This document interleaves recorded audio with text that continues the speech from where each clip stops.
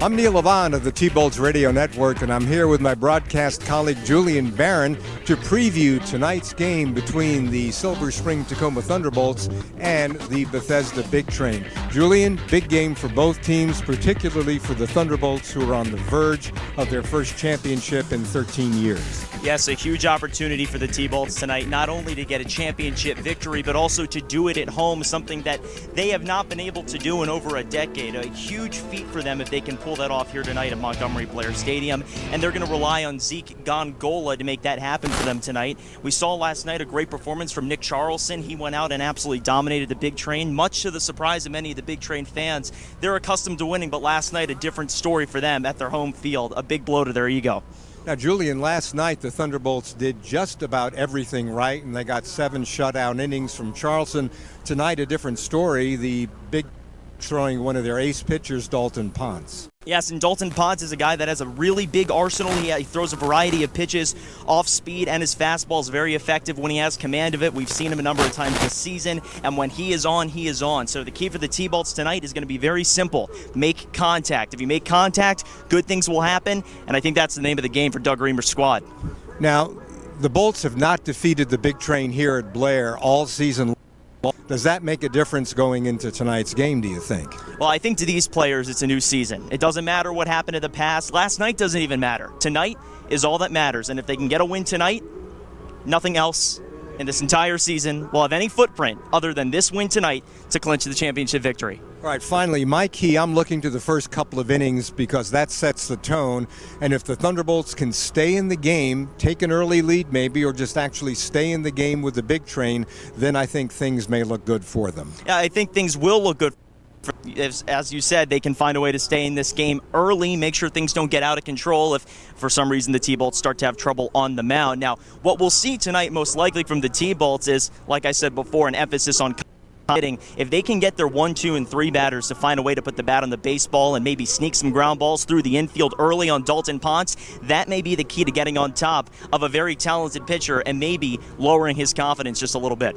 And if the Bolts lose this, then we play tomorrow at Shirley Povich Field for the championship in Game 3 of the series. For Julian Barron, I'm Neil Levon, Bolts Radio Network and Takoma Park City TV.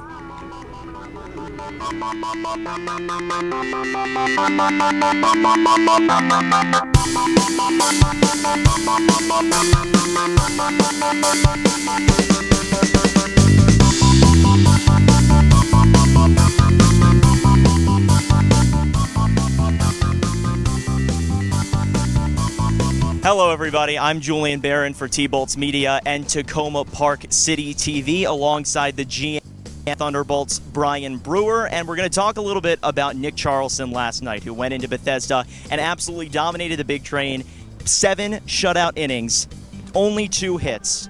A really incredible performance, and it's not every day that we see that from a pitcher going into Bethesda coming from another team. No, absolutely. He was able to throw 3 pitches for a strike, and I think that was the game plan going in. We knew Big Train had some heavy hitters with fastballs. They hit the fastball really well, and it was kind of the game plan that even though he was new to the team and didn't have as many innings as some of the other guys, that he's able to mix in his off speed. He's able to throw his changeup.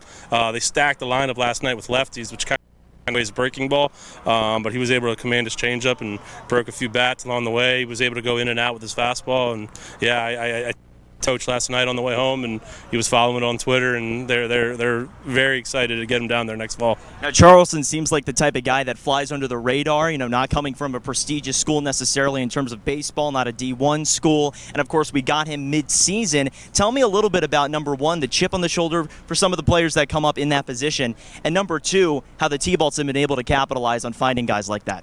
Yeah, I mean, I've gone out of my way to build as many relationships as I can with different college coaches, and we were thin on arms about a month ago. We had some guys shut down for injuries and some innings limits that were reached, and I reached out to a bunch of guys, and the Queens College coach Andrew Knight down there, he got back to me. He said they had a guy who was coming in. He's a JUCO guy, 2 years of JUCO, put up good numbers, and he was pitching in down in southern Virginia, North Carolina, and he was doing really well, but it wasn't of the caliber of the Ripken League. So he said, if we wanted him, they would love to send him up here, and but for the small town guys, and he was a guy I'm sure backwoods North Carolina, deep southern drawl, couldn't understand him real well, but just a really good kid, really humble, and he definitely had a chip in his shoulder, and he definitely wanted to come up here and compete against some of the bigger time schools, and he made the most of his opportunity.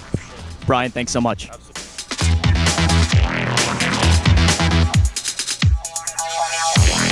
I'm Julian Barron here for T-Bolts Media and Takoma Park City TV, alongside first baseman and outfielder for the Silver Spring Takoma Thunderbolts, Tony Gallo, who has had a prolific season to this point. Last night, the T-Bolts were able to knock off the Bethesda Big Train at Shirley Povich Field by a score of 9-0. Tony was a part of that victory. Tony, tell me a little bit about how big of a win that is for you guys in this championship series. It's really big coming out and winning the first game of the championship, especially against these guys. They're, of course, they had such a great record, and coming out and beating them at their place first game was huge. We had a lot of great at-bats, a lot of long counts, a lot of crucial walks, and a lot of great swings, especially by Lucas and Brady and a lot of other guys, And a lot of guys on this Bethesda Big Train pitching staff, they have a little bit more to their arsenal than other pitchers in this Cal Ripken League. Does your approach change when you face Big Train pitching, or does it stay the same no matter what? Definitely does not change. We're still looking for pitches over the plate, looking for fastballs to drive, and just looking to get on base as much as possible and try to put pressure on. Now, when you're facing a Bethesda pitcher, do you think about perhaps his record, his ERA, the things he's done in the past, or do you go in with a clean slate? You don't worry about the scouting report. It's just a matter of that at-bat. Definitely think a little bit about scouting report, what they've done, and looking at how many walks, how many strikeouts, stuff like that. But along with ERA, I think we're all going out there just thinking we can hit anybody who they throw, and we're just looking to get pitches over the plate to drive, and everyone will do that. So. Now we're coming up on the end of the summer here in Silver Spring, and Tony, you have been a huge part of this T-Bolts team, win or lose. Tell me a little bit about how you felt this summer, your experience, positive, negative, and just how you feel headed out back to school in the fall. This was an awesome experience. I had so much fun. A lot of these guys are all great guys. They're all great players, and it was really a great atmosphere to be out in front of all these fans, and it's always fun to be here. Tony, thank you so much. Appreciate it. We'll see you next time.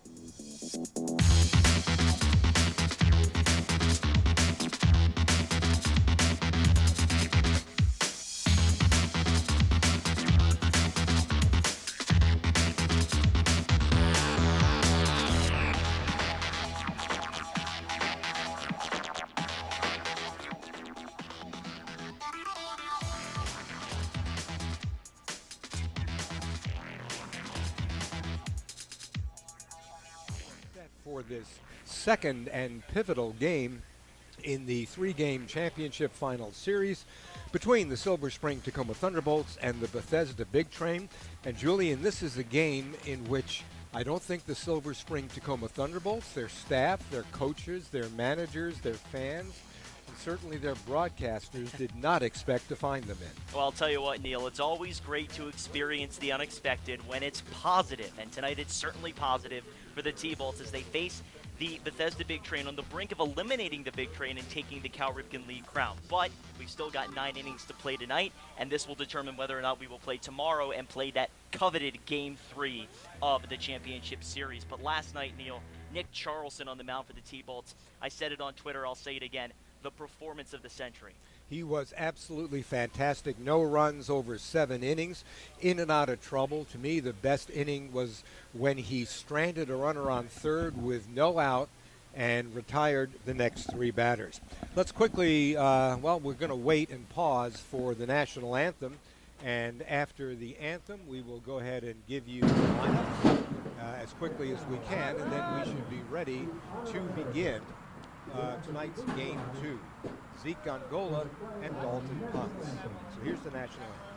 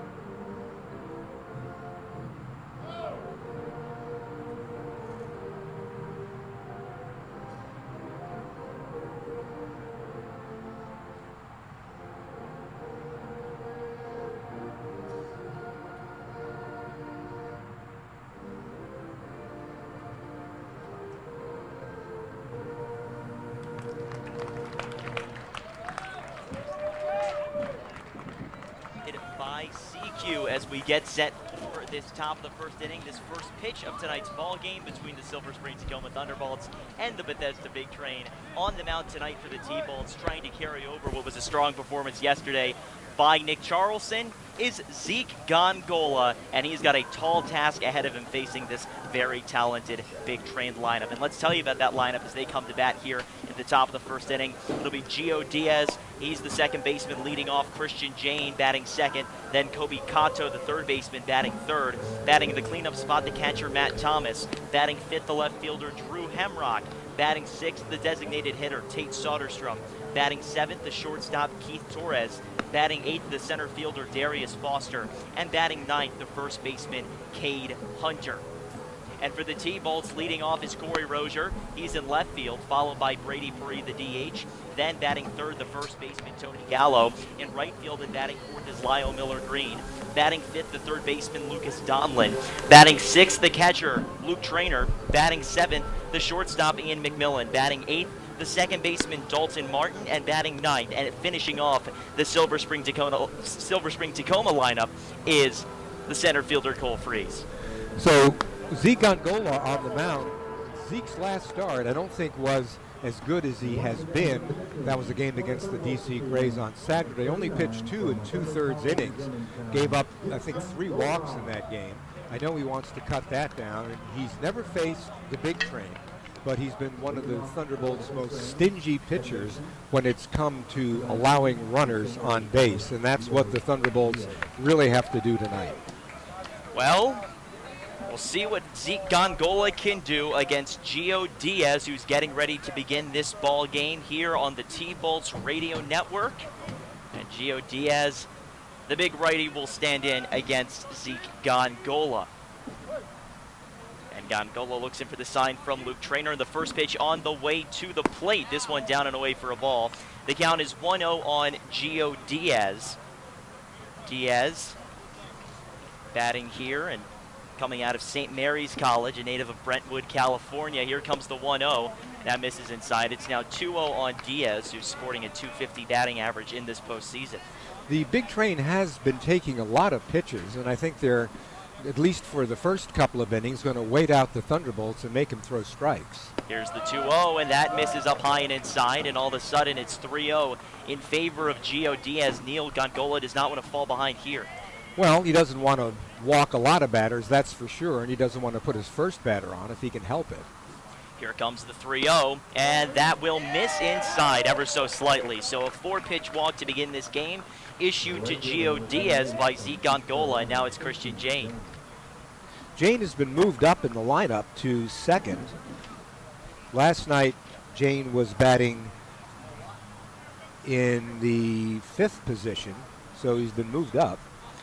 Man on first, nobody down for Jane, and Gongola looks in and gets the sign from his catcher, Luke Traynor. Now winds and delivers to the plate, and that's a ball down low, just missed, and the count is 1-0 on Christian Jane. So Zeke's going to have to adjust because he's not getting that strike call where he wants it. 1-0 the count with a man at first and nobody down. Throw over to first, not in time to get Gio Diaz. Christian Jane in the postseason, 1 RBI, no homers. Only has 1 hit, 1 for 8. And the 1-0 pitch to Jane is on the way. Runner goes. This one's a strike. Fires down to second base, but not in time. Luke Traynor gave it his best effort, but the throw was a little bit high and late. So, advancing down to second base in the steal is Gio Diaz. Yes, he had that stolen off Zeke Angola. Zeke was still in his windup when Diaz took off. Good play by Diaz to get to second base and in scoring position. And they count 1-1 here on Christian Jane after the called strike on the steal. Here comes the pitch. Shows bunt, and that will be a strike. The count is now 1-2 on Christian Jane. Man at second, nobody down. Scoreless ball game, top of the first. Second game of this championship series. If the T-Bolts win, they clinch the title. 1-2 the count with nobody down and a man at second. Here comes the pitch. This one put on the ground to the right side, playable by the first baseman Gallo. He takes it over to the bag himself and records the out for the first one of the inning, but advancing down to third is Gio Diaz. So Diaz at third base with less than 1 out or less than 2 outs. Yeah, with 1 out, excuse me, and he represents a threat to score the go-ahead run, and Kobe Kato, the third baseman, coming up to bat. Kato, a very dangerous hitter. We saw him in the regular season put up great numbers. In this postseason, he's 3 for 6. No homers, no RBIs, but he's a guy that knows how to get on base. Infielders coming in. Here comes Dalton Martin moving in. Gallo on the infield grass. Lucas Donlin even with the bag at third, close to the grass, now on it. And the first pitch to Kato is a called strike on the off-speed pitch. The count is 0-1 with 1 down and a man at third. So baseball is a game of reaction, and we'll see if Gongola can react and find the pitches he needs to throw for strikes. Here's the 0-1. This ball put on the ground, down to second. Runner holds at third, and Dalton Martin throws to first to record the second out. So a nice play by Dalton Martin, and Neal, it pays off that he came in. Well, Doug Reamer made the right call, as he's been making calls so far in this series. And that'll give way to the cleanup batter, Matt Thomas, with 2 down and a man at third. Top of the first inning, scoreless ball game, but Bethesda trying to change that with a runner at third base. Zeke Gongola on the mound for the T-Bolts, looks in and delivers to the plate. And there's a called strike on a breaking ball that just caught the outside corner of the zone, the count 0-1. Zeke from Montgomery College, Germantown, joined the team a little bit around mid-season and has been a welcome addition on the hill. Gongola delivers the 0-1, and there's a called strike at the knees, and it's quickly 0-2 on Matt Thomas. We have a big crowd coming in. They're still arriving. It's going to be a big crowd tonight. Lots of Big Train people here. Lots of Silver Spring Takoma Park Thunderbolts people here.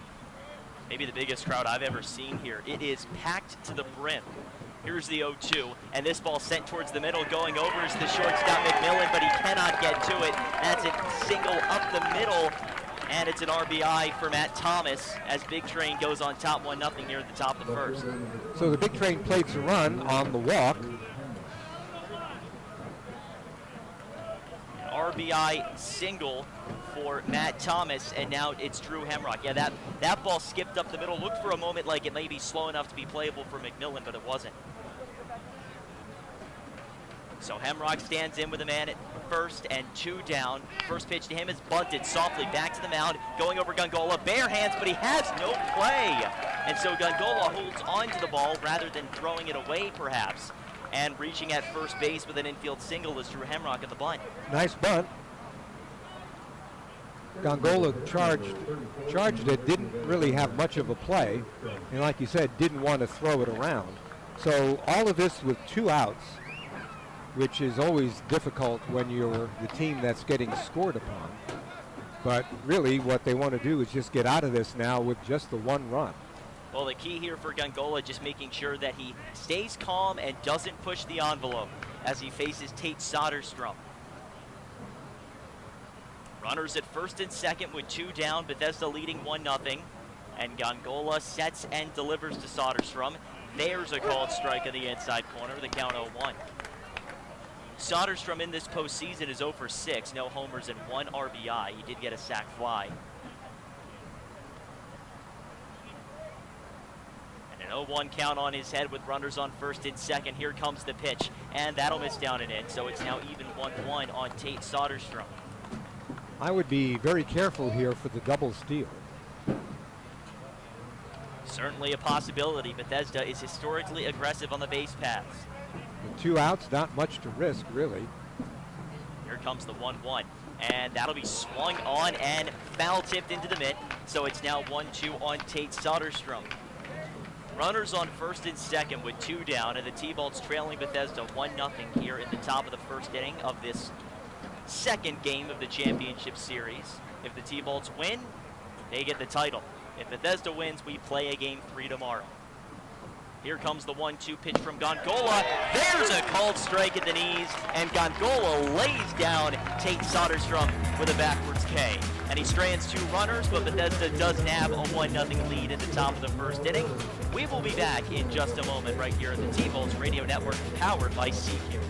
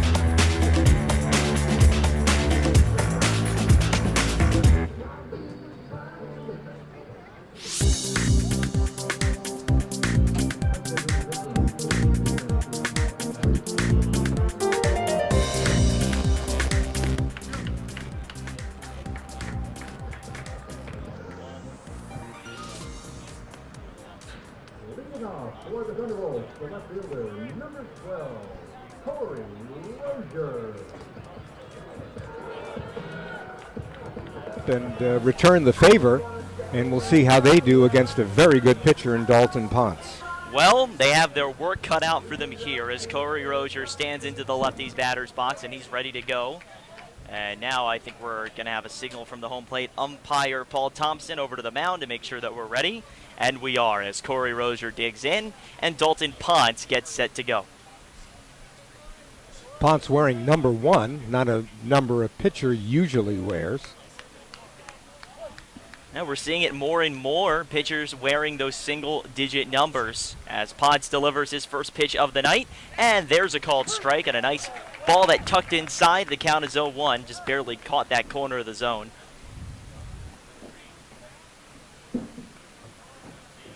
Ponce sets and delivers the 0-1 pitch to Corey Rozier. This one tapped on the ground high to the right side, but that'll go foul. And so it's now 0-2 on Corey Rozier. Rozier came into this season rather late, joined the team just a few weeks ago. Played with the T-Bolts last season, made a late arrival in 2019. Goes to Chipola College down in Florida. He's got an 0-2 count on his head as he adjusts the batting gloves and steps back into the box. He's ready to go. Dalton Ponce gets the sign and now winds and delivers to the plate on the 0-2 pitch. That's up high, and Corey Rozier lays off. They count 1-2. Rozier steps back in, and Dalton Ponce ready to go. Here comes the 1-2, a big swing and a miss, and there's the first K of the night for Dalton Ponce, one down. Number 6 from High Point, Brady Puri. And now it's Brady Puri coming to the plate. Puri last night was on the mound for the T-Bolts and did a pretty darn nice job, Neil. He did. He got through the inning. It wasn't the prettiest. He threw a lot of balls, but he managed to get through it. But it's his hitting that we're looking at. 5 for 11, 455 with 5 RBIs in the playoffs. First pitch to him is taken low and outside for a ball. The count is 1-0 on the High Point product, Brady Puri. Who's DHing tonight. Tony Gallo on deck, that potential MVP candidate. Here comes the 1-0. This one's fouled straight back. And the count is even 1-1 with nobody on and 1 down. And the crowd continuing to file in here. More and more people. Just when you think there's enough people, there's more. Yeah, I haven't seen such a crowd here in a very, very long time. People looking for seats. And here comes the 1-1 pitch. This one put on the ground to the left side. Playable on a hop for Kobe Kato, who fires over to first in time to record the second out on Brady Puri. And that gives way to Tony Gallo. Well, here's a guy who came through last night with a 2-out RBI single after going, I think, 0 for 14 or 15 in the playoffs. This is a guy the Thunderbolts need to come in. He's got 1 RBI, so he's 1 for 12. He needs to start hitting, and if he does, the Thunderbolts' chances go up dramatically. First pitch to Gallo is a called strike down the middle. The count is 0-1 on Gallo with 2 down and nobody on. Bethesda leading 1-0 in the bottom of the first inning. And Dalton Ponce delivers the 0-1 pitch. This one is sent towards the middle and through for a base hit. And there's the first base runner of the night for the T-Bolts. Tony Gallo gets aboard with a 1-out, or rather a 2-out single. Solid single up the middle for Tony Gallo, and hopefully that's a good sign from him that he's ready to make contact and produce. And now here's a guy coming up, Lyle Miller Green, that Doug Reamer has put into as the excuse me, cleanup batter. Based on what he's seen in batting practice, he thinks he's ready to explode. Well, let's see if he can do that here with 2 down and a man at first. Tony Gallo represents the tying run. And the first pitch to Lyle Miller Green is down and away. The count 1-0 on the Lake Braddock prospect, and now going down to second base uncontested is Tony Gallo. How about that? Bethesda was caught completely off guard, and Tony Gallo takes second base without even a flinch by Thomas. Wow, that's interesting. Just caught him napping. That's the best time to catch him. So now a runner in scoring position for Lyle Miller Green. And Dalton Ponce getting ready to deliver the 1-0. Here it comes, and this one's outside. The count is 2-0. And interesting to note, Tony Gallo was scurrying off second base, and Dalton Ponce almost looked back as he made the pitch. And perhaps this is a method of getting in Ponce's head. Well, we'll see. Ponce, a very good pitcher. Runner at second, 2 down, and a 2-0 count on Lyle Miller Green. Tying run at second base, bottom of the first inning. Ponce delivers, and Miller Green will take it for a called strike on the off-speed in the inside corner. The count 2-1. On deck is Lucas Donlin, who has just been on fire for the Thunderbolts. 3 home runs and a single and double last night to go with his 3rd home run. He has been superb. And the count 2-1 on Lyle Miller Green. Dalton Ponce sets. He's ready to go. And now a pump throw over to second base. He does not actually make the throw, trying to get Tony Gallo back to the bag.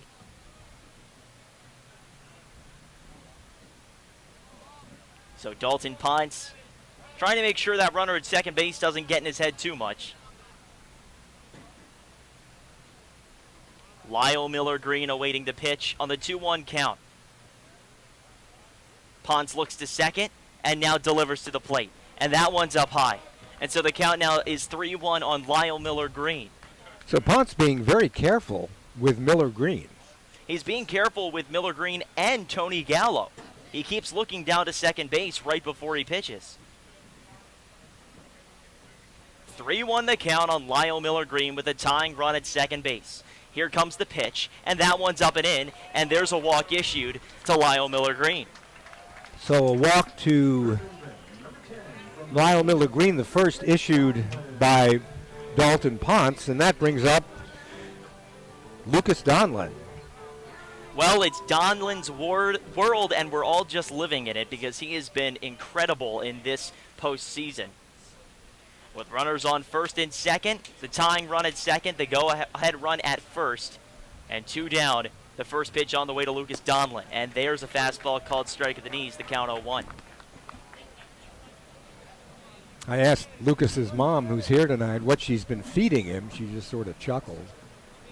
Said he's not a big red meat guy. He does like pork. 0-1 the count with 2 down. Here comes the pitch. This one is sent to the right side, out of play, foul.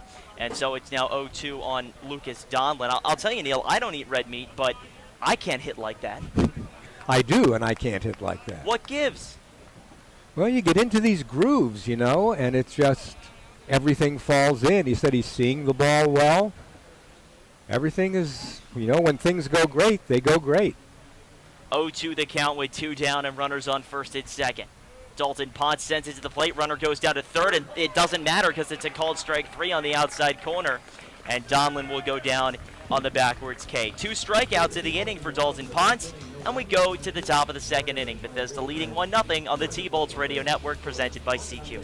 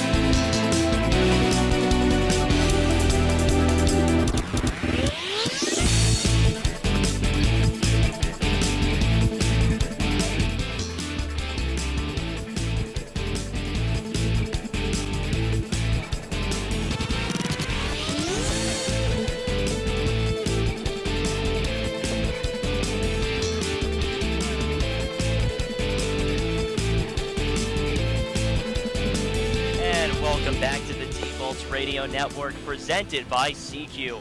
We go to the top of the second inning. The T-Bolts trail Bethesda 1-0, and Zeke Gongola will try and hold the Big Train scoreless in the top of this frame. Yeah, I think it's an important inning for him to do that. You don't want the lead to build. Well, it'll be the 7, 8, and 9 batters for Bethesda.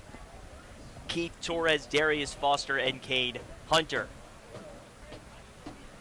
Zeke Gongola, who gave up a run in the previous inning, sets and delivers the first pitch to Keith Torres, and this one's fouled straight back. The count is 0-1. So Paul Thompson behind the plate tonight. Joe Bloxton, the umpire at first. Reed Joyner at third. Torres stands back in out of Waipahu, Hawaii, and he takes the next pitch for a ball. The count even 1-1. Just a bit high on that curveball, I'd say. Good idea, just a little off on the location. And here comes the even count delivery on the 1-1. This one tapped on the ground down to short. Played on a hop by McMillan. He fires across in time to record the out on Keith Torres, 1 down. So a promising start for Gongola. Yeah, Gongola's been very deliberate with his delivery, and he has not let things faze him. Even in the first inning when he gave up a run, it could have been much worse, Neil. Oh, it could have. And now Darius Foster stands in. Foster with an opportunity to get the Big Train rolling here in the top of the second inning with 1 down and nobody aboard.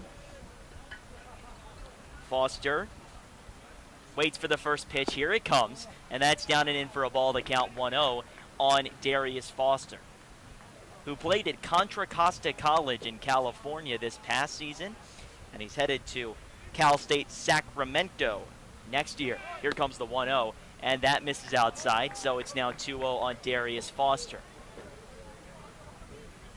Foster hit .204 during the regular season and in the league championship series. Here comes the 2-0, and that'll be taken down and away for a ball. The count now 3-0, and Gongola falling behind. Foster's a guy who draws a lot of walks. Well, he may just do that here, as the 3-0 pitch from Zeke Gongola is on the way to the plate, and that's taken high and outside. It's a 4-pitch walk to Darius Foster. A man at first with 1 down for Cade Hunter. So the second walk from Gongola, and he doesn't want to start putting people on the bases with these guys. No, he does not. That is the kiss of death.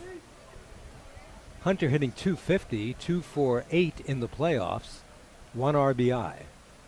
And here comes the first pitch to Hunter. This one's lifted towards left center field, going over is Cole Freeze. He makes a running grab. A nice play by Cole Freeze to get there in time. He was running in stride, and he's able to get to the ball. 2 down. He has just been fantastic out there as a defensive center fielder. He has been good. And now, with 2 down and a man at first, it's Gio Diaz coming to the plate. Diaz drew a walk back in the first. He's the top of this Big Train order.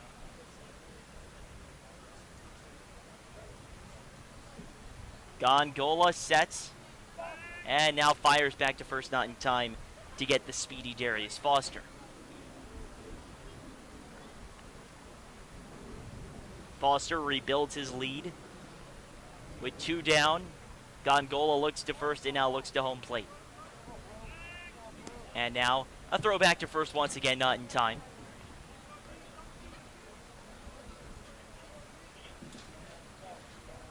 Zeke Gongola ready to go.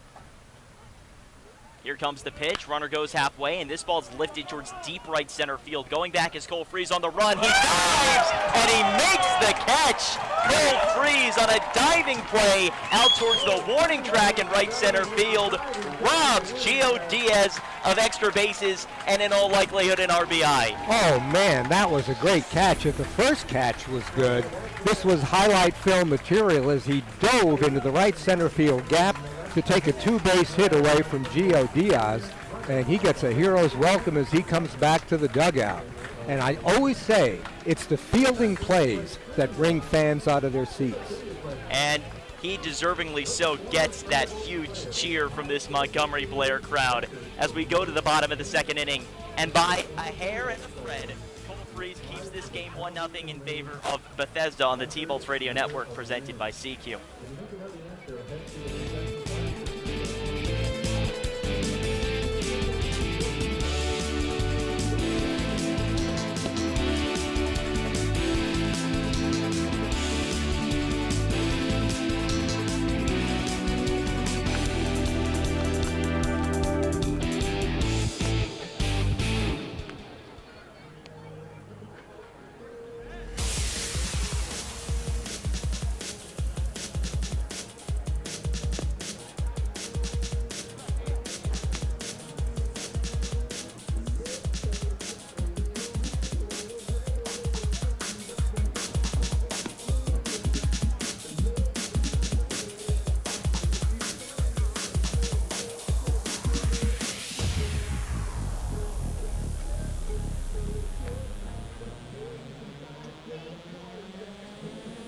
And so we're back for the top of the second inning here at Blair Stadium for the Bolts and the Big Train. The Big Train leads at 1-0. They scored a run in the first inning on an RBI single from Matt Thomas. And now it'll be the Thunderbolts with Luke Trainer, Ian McMillan, Dalton Martin, and here to tell you all about it is Julian Barron. Thank you so much, Neil. Luke Trainer stepping into the box, ready to go for his first at-bat of the night. And now we're going to get a new baseball as Paul Thompson, the home plate umpire, goes over, signals, and now he's ready to go. Luke Trainer awaiting the first pitch from Dalton Ponce at the bottom of the second inning, and that'll miss down and away for a ball. The count 1-0. And so it's 1-0 Bethesda here at Montgomery Blair Stadium. Could be 2-0 if not for Cole Freeze. And here comes the 1-0. This one's lifted towards left field, and it'll be right at the left fielder, Drew Hemrock, who makes the catch in the line drive, 1 down. Yeah, Luke likes to do that, to go to the opposite field. That just hit a bit too hard, and right at the left fielder, Hemrock. And Ian McMillan comes to the plate with 1 down and nobody aboard. And Neil, I still cannot get over the play by Cole Freeze. Well, that was a big play, and we'll see in the game how important that is, depending upon developments here. First pitch, and this one put on the ground softly, left side. Kobe Cotto waiting, throwing across, and that is in time to record the out on Ian McMillan. So 1 pitch, and now 2 down here as Ian McMillan only takes 1 to go down. Well, Ponce throwing just 19 pitches, and as advertised, is a good pitcher. And now the coveted matchup of the evening, Dalton versus Dalton. It's Dalton Martin versus Dalton Ponce with 2 down and nobody aboard. Little different spelling, though. Dalton's with a U, Dalton Ponce with just an A. That's true. First pitch on the way, and that'll miss down and in, the count 1-0. Dalton Martin, the terror of Tusculum, as I've called him through the season. When he gets contact, he can do some real damage. He's been hitting in the playoffs. Here comes the 1-0, and that misses outside. It's now 2-0 on Dalton Martin. So far in the playoffs, Dalton's hitting .400, 2 for 5 with an RBI. And here comes the 2-0 pitch to Dalton Martin, and this will be put on the ground to the right side foul. A little chopper that went to the right of first baseman, or rather to the left of first baseman Cade Hunter. That's his left, our right. So just a couple of single seats here and there there are people still coming in to watch this one. And here comes the 2-1 pitch with 2 down and nobody on. There's a called strike on that inside corner. The count now at 2-2 as Dalton Ponce gets one back. So Dalton Martin taps home plate. He's ready to go. And the 2-2 pitch on the way from Ponce. That'll be taken just inside as Martin's able to hold up his swing. And it's now full 3-2. Cole Freeze, the center fielder, whom we've been praising effusively, is on deck. 3-2 the count with 2 down and nobody on. Ponce delivers, and that's a called strike, and I'm going to say that Dalton Martin knew it as he was jogging away, thought maybe he would get first base, but he wasn't too surprised to see that it was a K. And so it's the third strikeout of the night for Dalton Ponce. We go to the top of the third inning. 1-0 Bethesda on the T-Bolts Radio Network presented by CQ.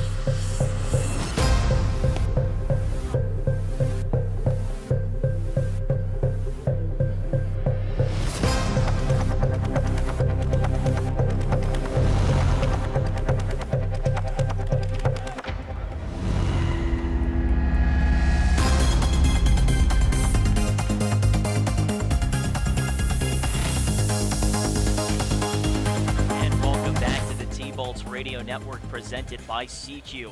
We head to the top of the third inning, and Christian Jane, Kobe Kato, and Matt Thomas coming to the plate for Bethesda in a game that they lead 1-0. And the first pitch to Christian Jane from Zeke Gongola is a ball inside, the count 1-0. And the 1-0 pitch from Gongola on the way to the plate. This one ripped foul to the right side.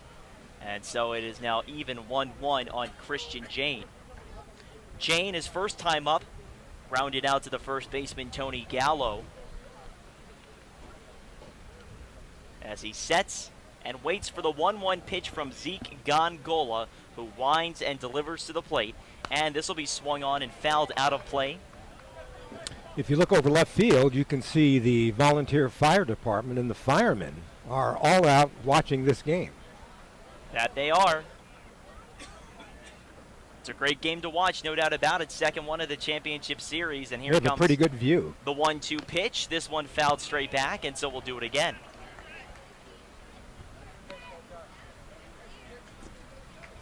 Christian Jane, followed by Kobe Kato, Matt Thomas. Bethesda leads this game 1-0. T-Bolts win, they get the title. Bethesda wins, we play tomorrow. Next pitch, fouled off to the left side, and it remains 1-2. This game also being broadcast by Takoma Park Television. So if you're not able to listen in, you have to go away and you're in front of a TV. They're there. And the 1-2 pitch from Zeke Gongola on the way. This one tapped to the ground right side. Nice grab by Gallo. He fires to first in time to record the out. Nice cover by Zeke Gongola getting there in time. And so Gongola makes a really nice play, getting to the bag in time to receive the throw from Tony Gallo. And that gives way to Kobe Kato with one down and nobody aboard. Kato, his first time up, grounded out to the second baseman, Dalton Martin.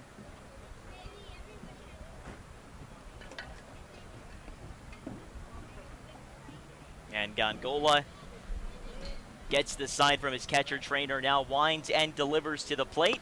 And there's a curveball called strike at the top of the zone, the count 0-1. Kobe Kato, absolutely prolific in the regular season. So far in the postseason, 3 for 7.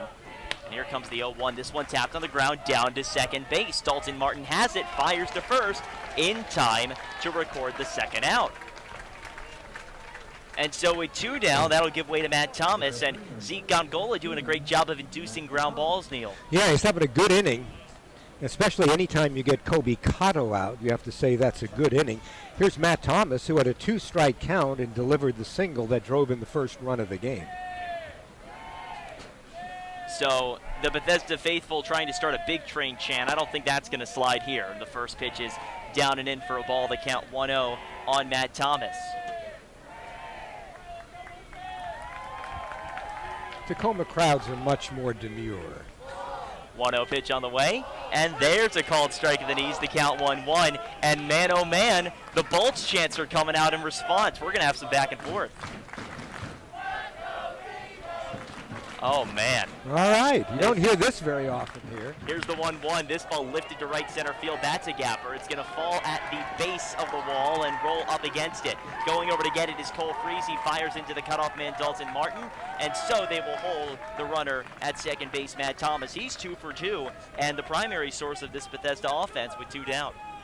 He is. The only other hit is a bunt by the man coming up, Drew Hamrock.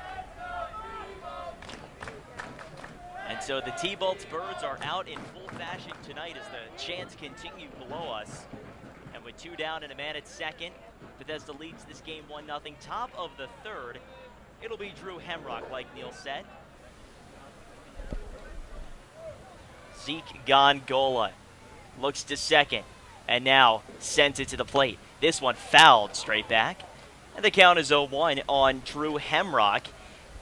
Hamrock coming to the Cal Ripken League from Roswell, Georgia, a northern suburb of Atlanta. Goes to the University of Virginia, so he's a Cavalier. Man at second, 2 down, and here comes the 0-1. That'll be taken down and away, and the count is now even 1-1 on Drew Hamrock. Hamrock in this postseason is 4 for 7 with 2 RBIs.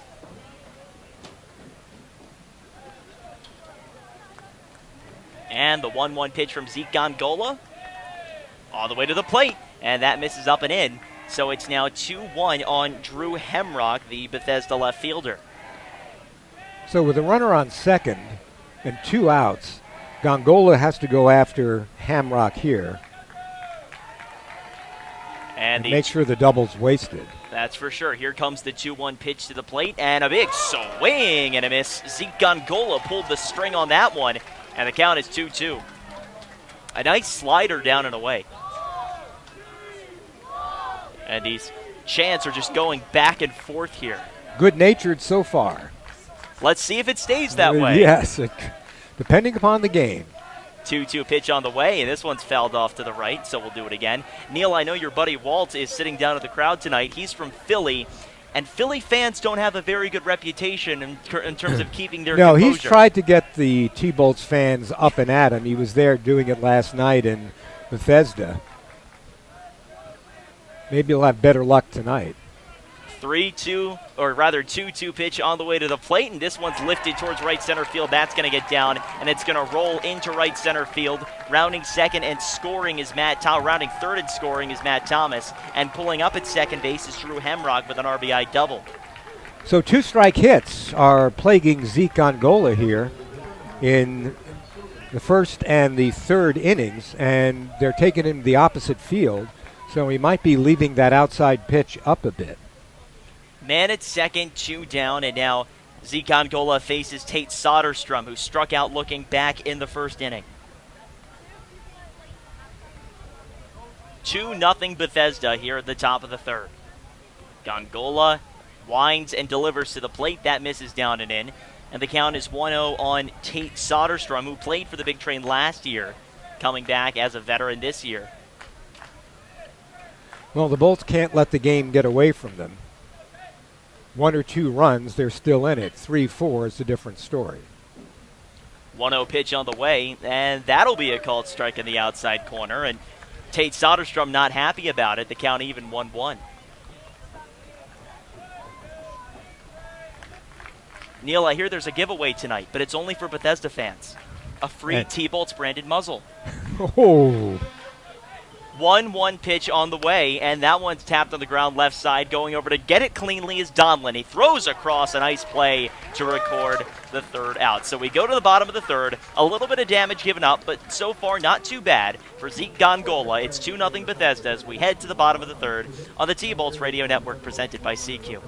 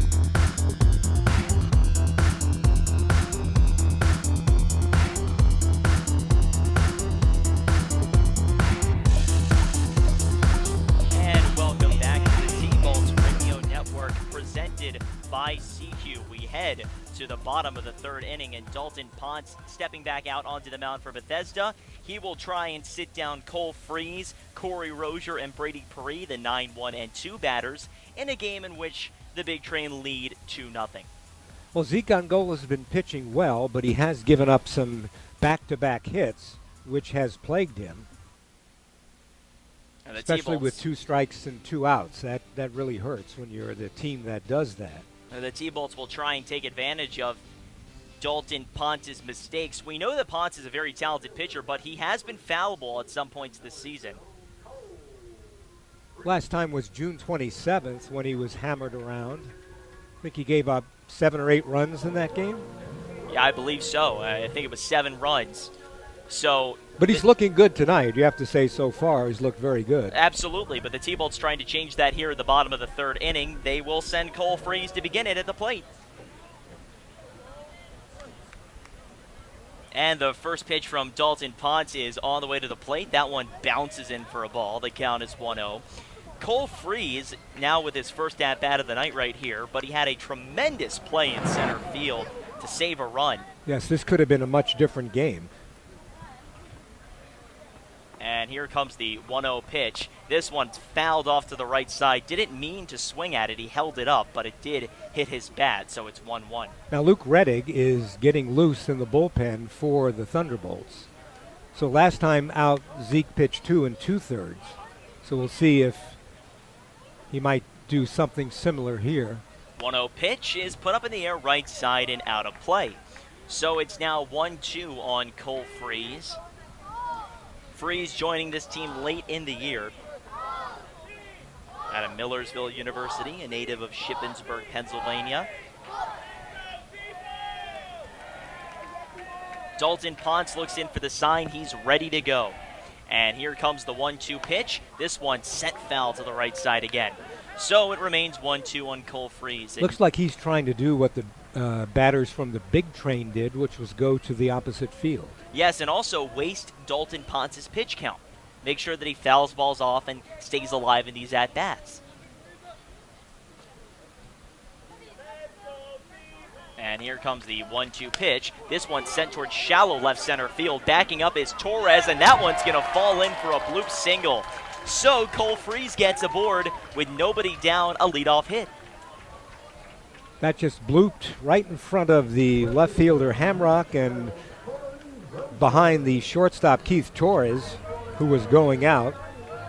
Darius Foster giving chase from center, but that one blooped in. So maybe that's a sign of a change of luck for the T-Bolts. Well, there's only one way to be Rozier. That's right. As Corey Rozier comes to the plate with a man at first and nobody down. Infield comes in at third. Here comes the pitch, and this one sent to the right side, played by the second baseman Diaz, flipped to second for one, onto first, and they get the double play. So a very cleanly turned double play, 4-6-3, and there are 2 down. So as quickly as the rally starts, it quickly ends on the double play. And now it's Brady Perry coming to the plate. Brady Perry, his first time up, grounded out to the third baseman, Kobe Kato. They say those double plays can be rally killers, but Brady Perry trying to change that here. First pitch is up high for a ball, the count 1-0. It's going to be so important tonight for the T-Bolts batters to make sure that they spend long amounts of time at the plate and make sure that Dalton Ponce pitches a lot. And the next pitch is down and away for a ball. The count now 2-0 on Brady Perry. So the Thunderbolts with 2 hits tonight. The Big Train have 4. And Ponce kicks and delivers the 2-0 pitch. That's way up and inside. And the count quickly 3-0 on Brady Perry. Neil, we're seeing that Dalton Ponce occasionally lacks control tonight. Or at least so far. Let's see how he does here. Here's the 3-0. There's a called strike. Looked a little inside, but home plate umpire Paul Thompson had something else to say about it. It's 3-1. So the Bolts looking for base runners. I would think Perry would be taking here if he possibly can. Here's the 3-1 and another called strike. right at the knees, and Brady Perry thought he had a walk. So it's now 3-2 from Dalton Ponce to Brady Perry.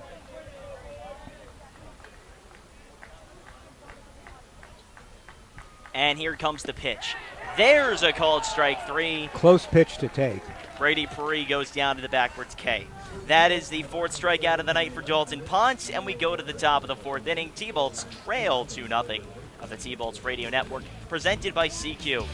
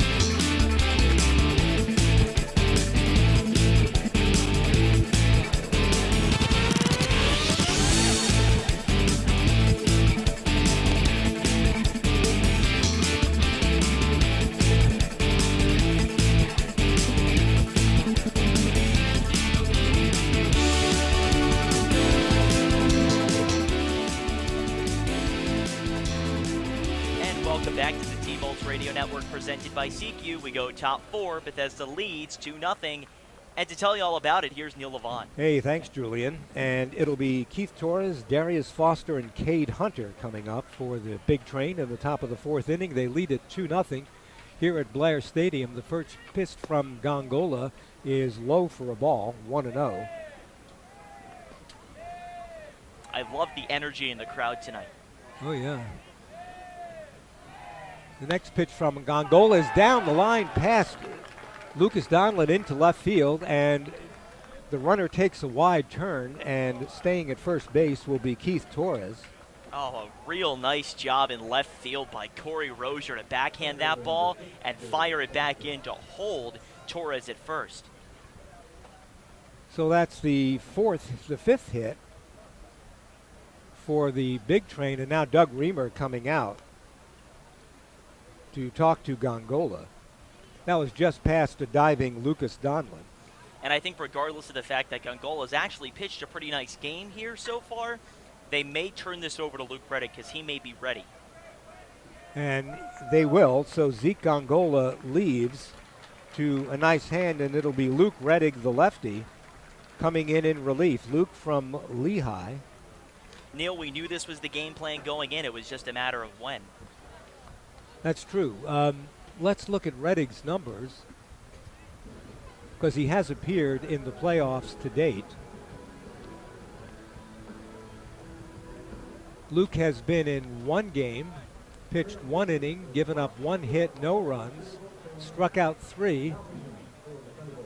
So some good numbers for Reddick, and now he's going to have to really bear down here and keep the Thunderbolts in the game, and the number of runs from Bethesda down before that total mounts to where it's going to be very difficult to come back against Dalton Ponce and the big train. Well, while Luke Reddick gets warmed up on the mound, I want to take a moment to thank the incredible Takoma Park City TV staff that's working the game tonight, doing a fantastic job of televising this game. We want to give a big shout out to their entire crew. They do excellent work for this community. And then, of course, to our very own Clark Boyness and Justin Jaquist running the social media and in-game production, respectively. Those two are the MVPs of our season, I would say, Neil. I think so. They've really raised the presence of the team and the organization on social media, and I think they've really brought the team to the community, and that's evidenced by this big turnout tonight. And it's just great to see so many people here. I just hope the Bolts can come up with some runs and make this into a close game and an eventual victory. It would be incredible if the Bolts could win this game here with this crowd. Bethesda, of course, with other ideas to Bethesda. So one on in the top of the fourth inning, nobody out. Darius Foster is up. He walked in the first inning. Crowd quiet as Torres, a fast runner, may be taking off in the next couple of pitches. Testing Luke Trainer. So lefty against lefty.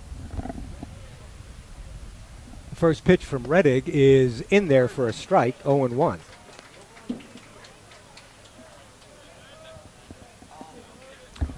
No balls, one strike to Foster with Keith Torres on first and nobody out here in the top of the fourth.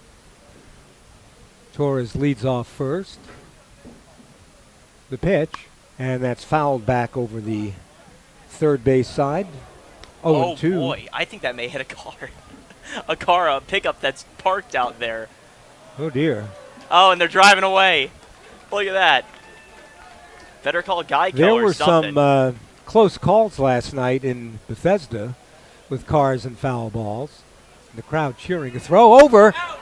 Oh, very close play. It looked like they might have gotten him. It was very close. Neil, I thought they had him. I thought they had him too, but I guess Torres got his hand in there before Gallo could apply the tag. Still, no balls, two strikes here in the top of the fourth. And the pitch from Reddick, and there's a fly ball in the center field, and that's going to be caught by Corey Rozier for the out. Yeah, Rozier doing a nice job and not coming too far in on that ball. Really easy to overrun fly balls, but he waits on it and makes the catch. So one up for Reddick and one down. That'll bring up Cade Hunter, the first baseman. Cade flied out to the center fielder Cole Freeze in the second inning. Was that the great catch? I think it was. I would say so. Throw over, and the runner is back.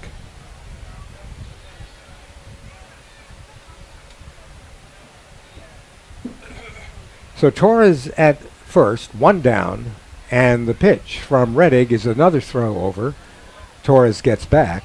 Neil, they're just playing catch. That's all it is. Well, he's trying to keep him there. He hasn't really shown him the good move yet. He showed him the good move earlier in the previous batter, the pitch, and that's low for a ball. Man, oh man, I'm not going to say that one was supposed to be a strike, but the way that ball tailed in, or rather tailed back towards the zone, that is impressive movement. One ball, no strikes. There's a strike on the outside corner. A ball and a strike to Hunter. Reddick sporting the high socks tonight. Big guy, 6'4". Pitches at Lehigh. One ball, another throw over. And Torres is back. Neil, it's nice to be a lefty and to be able to make those throws so nonchalantly. I think baseball is a game for left-handers. I think you you're get right. the advantage running down the line. Reddick stretches. Here's the pitch. And that's just foul down the third base line. Count goes 1-2. Now, Neil, are you left-handed? No. Neither am I, so I guess neither of us are cut out for it. Well, a very different game from last night, as baseball games will always be different from each other. One ball, two strikes to Hunter. The pitch, and there's a grounder up the middle, and that's going to be caught by Ian McMillan, who cannot make the play in time, as running in front of him was the runner Keith Torres, so that's going to be an infield single. Yeah, unfortunate for... Just too big of a hop for McMillan to get it. He fought Dalton Martin off for it, but it was hit so high that he didn't have time to bring it down in time to make the throw. So now 2 on with 1 out, and Bethesda getting the advantage of these little infield hits. But they count just the same as a hit into the outfield. Here's the pitch. He shows bunt, and that is a strike to the top of the order in Gio Diaz. Yeah, you can see Lucas Donlin is in towards the infield grass at third base, expecting a bunt. Gallo also in on the right side. No balls, 1 strike to Diaz. The pitch, and that's fouled away, strike 2. So what you got to do if you're Luke Reddick, you got to find a way to get ahead, and right now that's exactly what he's doing. Well, that's what Zeke Gongola was not doing, and, right. and last night what Nicholas Charlson was doing. So there's a big difference there. No balls, 2 strikes, 1 down, 2 on, top of the 4th. Bethesda leads it 2-0. Reddick gets the sign. And here's the pitch, and that's hit in the center field, and going back is Freeze, and he almost makes an over-the-shoulder catch, cannot. 1 run will score, and the runner, actually two runs are in on that, or is it 1? Yeah, I believe it was just the one, because they thought he was going to get it.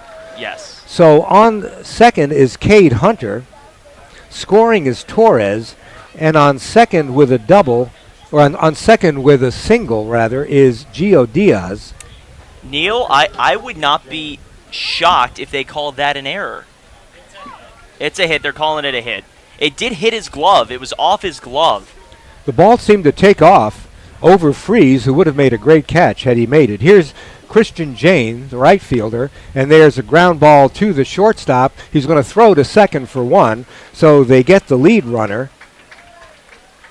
Yeah, they get the lead runner over there at third. Runner advances down to second, and now a runner also at first base. So everything is the same, except there are 2 outs.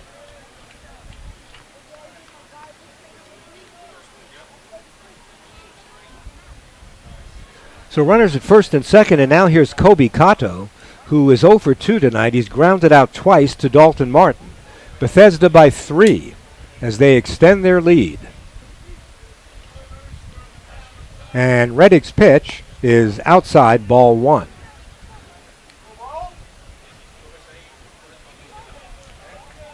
So a couple of infield singles here. And then the double, or the single by Diaz, that was almost a great catch by Cole Freeze. 1-0. That's low, ball 2, 2-0. So a 3-0 lead in the, or a 4, well, they're saying it's 4. It should be 3-0. That is the calculation that I have on my score sheet. I don't know why the the scoreboard says 3-0. There's a strike. We'll have to get a confirmation. Yeah, it's definitely it's most certainly 3-0. Because Hunter was out on the force. And there was no runner at third. So we're going to go with 3-0. Here's the pitch, and that's low for a ball. So the count is 3-1. Now they've changed it, so it is 3-0. But 3-1 to Kato with 2 down and 2 on. The pitch, and that's outside, ball 4. So the Thunderbolts falling into the pattern of giving up walks. That's 1, 2. That's the 3rd walk that they've given up. Well, and that'll bring up Matt Thomas. The good news is that the T-Bolts could escape this with only 1. I mean, they have 2 down now. If they get a fly ball, that will not score anyone with 2 down. So Reddick just needs to focus on keeping the ball down. So bases loaded, 2 out, Matt Thomas up. Matt 2 for 2, a single and a double, and has scored a run.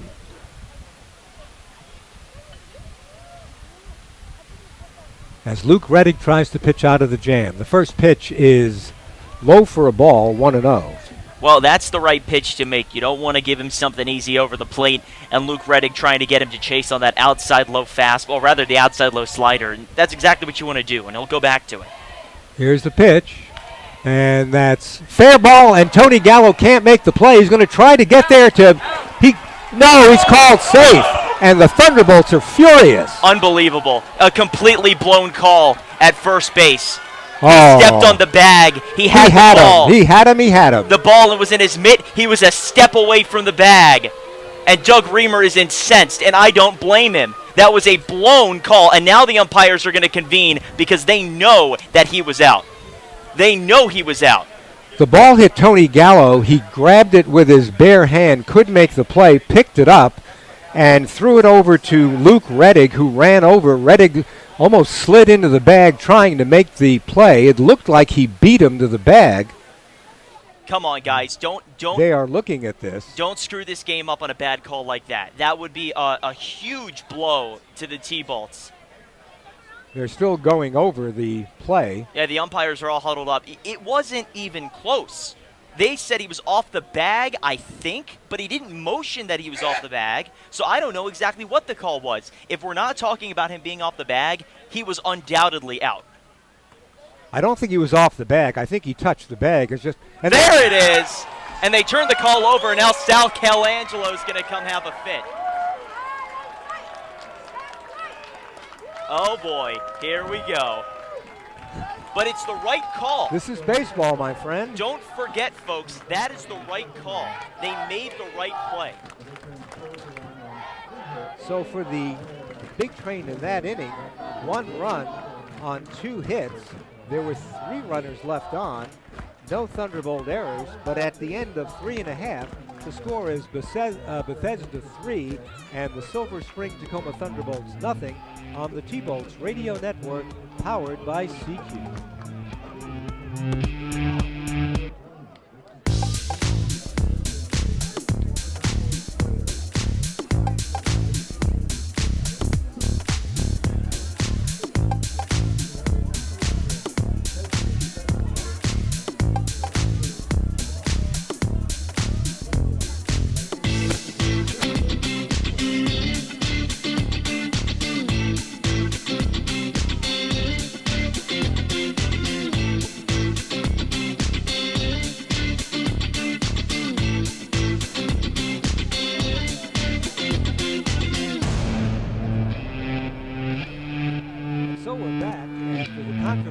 Seems to be dying down as Sal Colangelo flips his hat in the air and comes back to the dugout to the cheers of Big Train fans.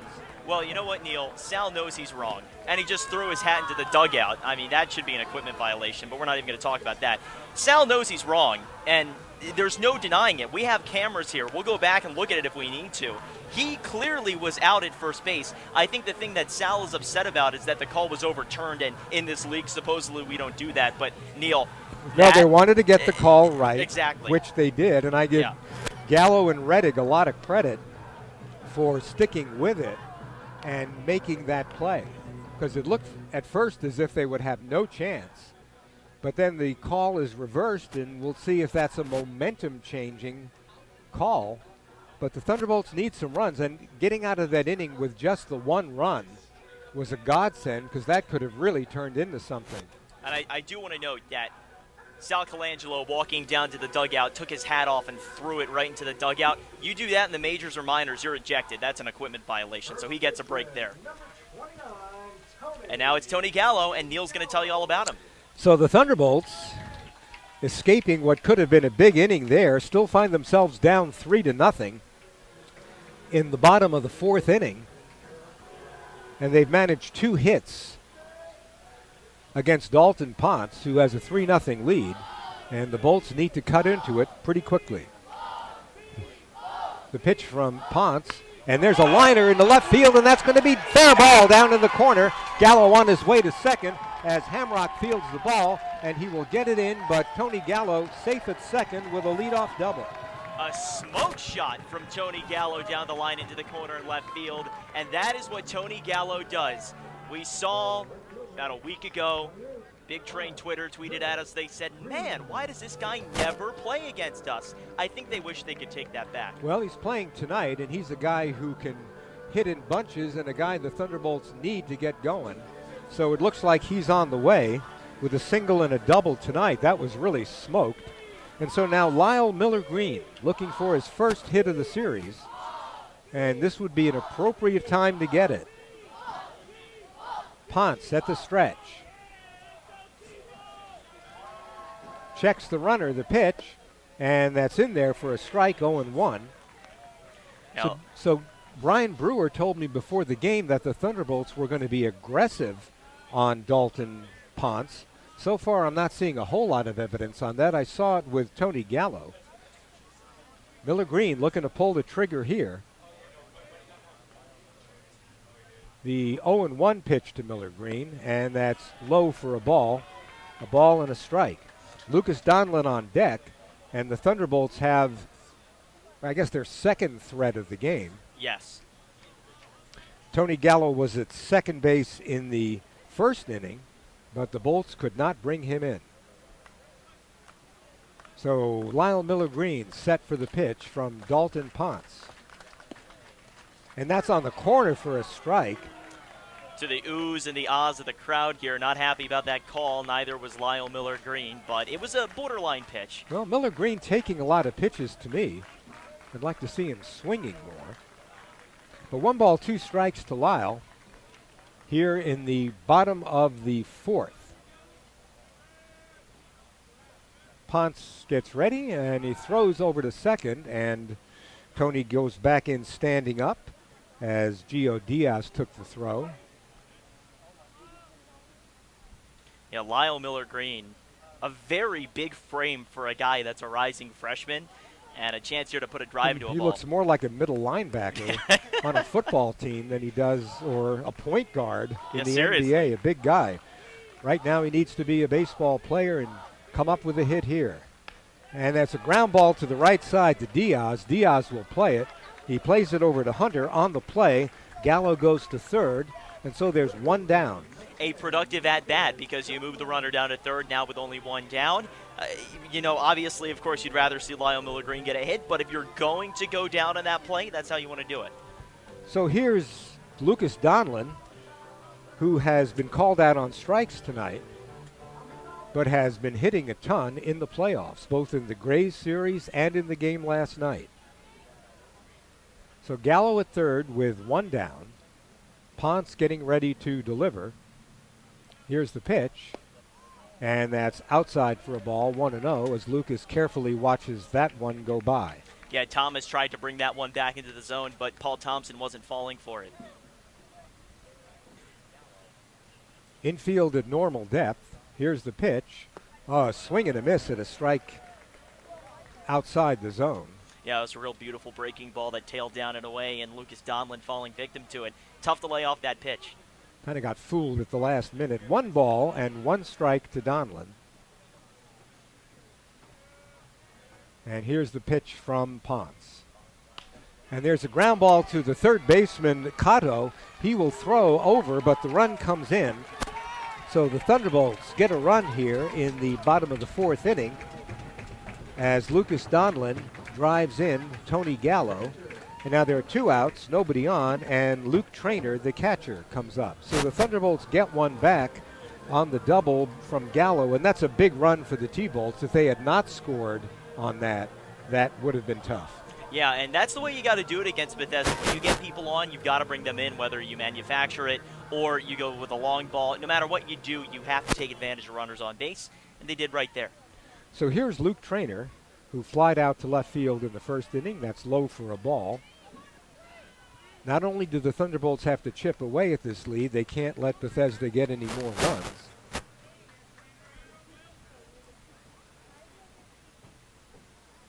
Swung on and missed. Strike 1. 1 ball and 1 strike. Yeah, well, Luke Traynor wanted the long ball there. He went full hack at it, and just an example of Dalton Ponce, who has a really, really nice slider that tails down and in. 1 ball and 1 strike to Traynor. Here's the pitch. And there's a line drive into left field, and that's going to be a base hit. And that's cut off nicely by Hamrock, and he will hold Traynor to a single. Man, oh man. Luke Traynor got all that ball and is able to power it out towards left center field. Now, Neil, coming to the plate, Ian McMillan with the tying run at the plate. So McMillan, the second leading RBI producer on the team for the playoffs, grounded out to Kobe Kato his first time up. Seeing what perhaps the Thunderbolts can keep this inning going. The pitch to McMillan, he shows bunt and takes a pitch low for a ball, 1-0. Yeah, if you're going to show bunt with 2 down, you want to make sure that you are not forcing that bat across the plate, and he did a nice job of holding up there and taking it And low. he'd be bunting for a hit, obviously. Yeah, of course. And he's fast enough to pull it off. Here's the pitch, and that's fouled out of play for a strike. So 1 ball, 1 strike to McMillan. Dalton Martin, the second baseman, on deck. should McMillan get on. McMillan, this regular season, I believe he had 1 homer on the He had one home run here at Blair over the left field fence. Not a home run hitter, but obviously can reach the fence. Here's the pitch, and that's a ball to throw over, and back safely is Trainer. So 2 balls and 1 strike to McMillan. Yeah, good eye by McMillan. That was a close pitch.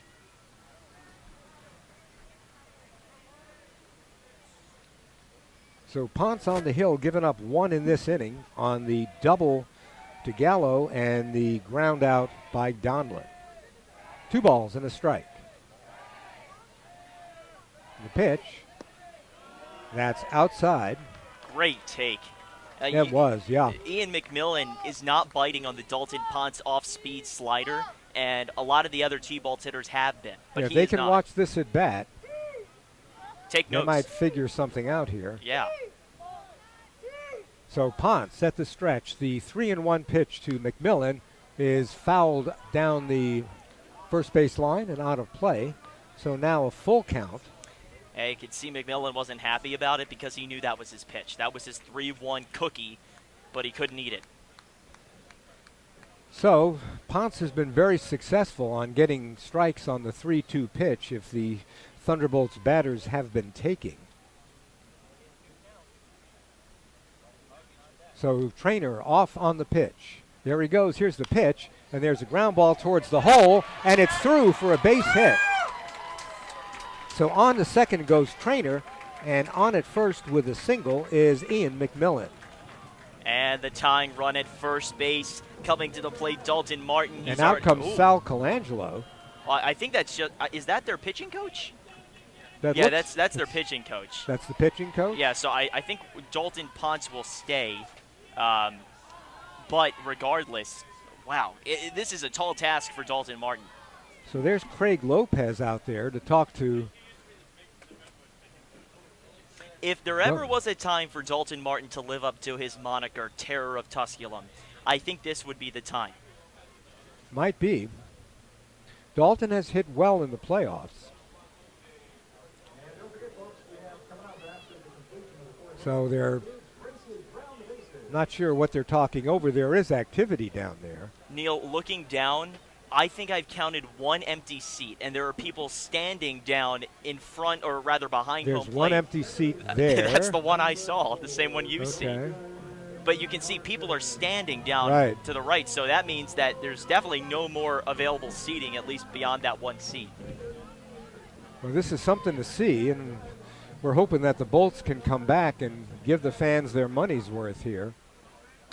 So here's Dalton Martin with Trainer at second and McMillan at first. 2 down, 3-1 in favor of Bethesda. The stretch and the pitch by Ponce is low for a ball.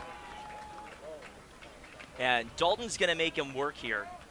Dalton Martin, that is. Dalton Martin's going to make Dalton Ponce work because Ponce is on the brink of coming out of this game, evident in the pitching coach meeting just a moment ago. So they want to take advantage of him while he's at the end of He's his thrown life. 55 pitches. Ponce looks in. Here's the pitch, and that's outside for a ball, 2-0. I suspect the reason that they are prepared to pull him, as we see action in their bullpen, is that they're letting him turn up the velocity. It looks like, at least. If he were to walk, that would bring up Cole Freeze, who has singled. The 2-0 pitch, and that's popped up into shallow left field. Coming in is Hamrock, and he will make the catch. But in the inning, the Thunderbolts score 1 run. There were 3 hits. There were 2 runners left on base. No errors by the Big Train. So after 4 full, the score is the Bethesda Big Train 3 and the Silver Spring Takoma Thunderbolts 1. You're listening to T-Bolts Baseball on the T-Bolts Radio Network powered by CQ.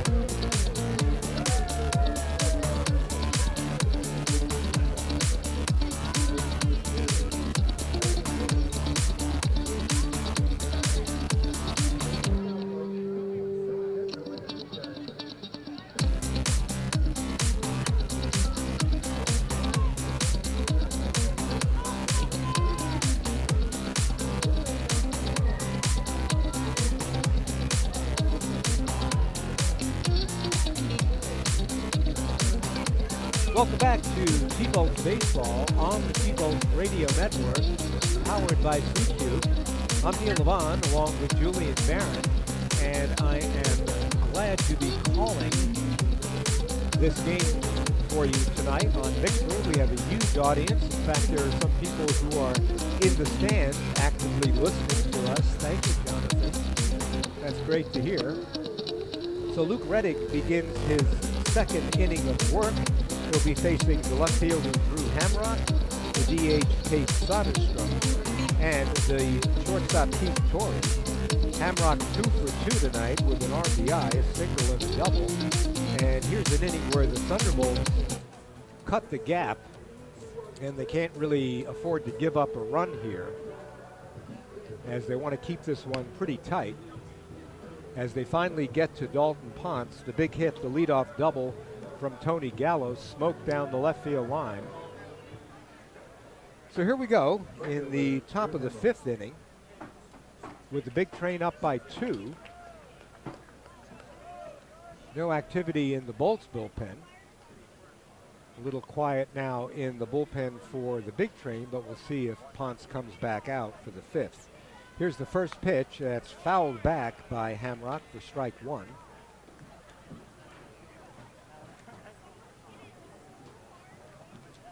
Hamrock has 2 hits tonight and had 1 hit last night. Was also hit by a pitch. And that bounces on the plate and gets past the catcher trainer for a ball. No damage done since nobody's on base. So 1-1 to Hamrock.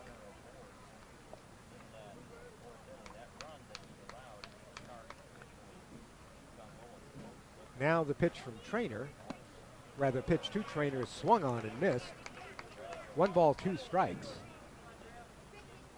So Reddick ahead in the count to Drew Hamrock.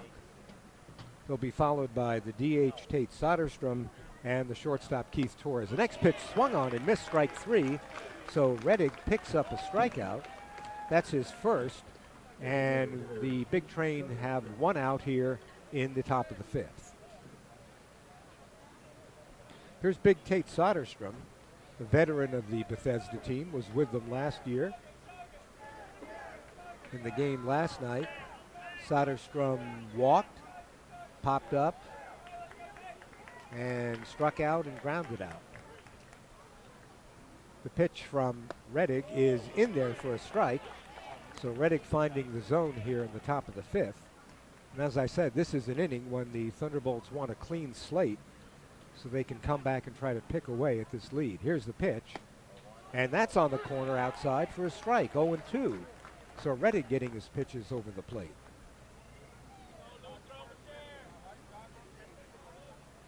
No balls, 2 strikes to Tate Soderstrom. That's inside.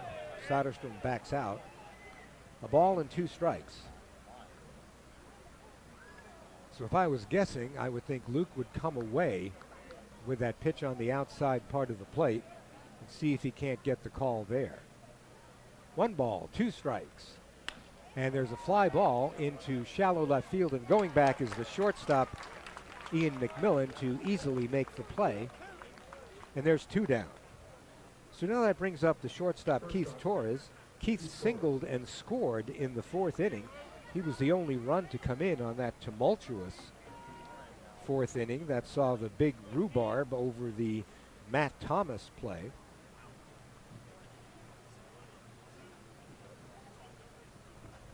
Two out. The first pitch is fouled back by Torres, strike 1. So the crowd looking good out there as Julian went out to take a few pictures. Alex Mikett goes back to the dugout. There's a strike by Reddick. So now 0-2. Reddick hoping just to get out of this very quickly. An incredible crowd here. Officially the record at Montgomery Blair Stadium, 460. Well, it's going to be close. The pitch is high for a ball. A ball and 2 strikes to Torres. Oh, no, we know it's the record. That is the record. We broke it. Okay. 460. Yeah. 1 ball, 2 strikes, 2 outs. Here's the pitch, and that's outside for a ball, 2-2.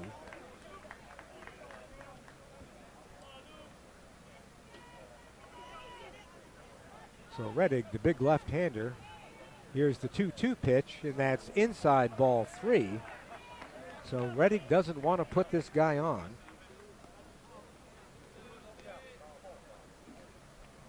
Had him 0-2, now it's a 3-2 count.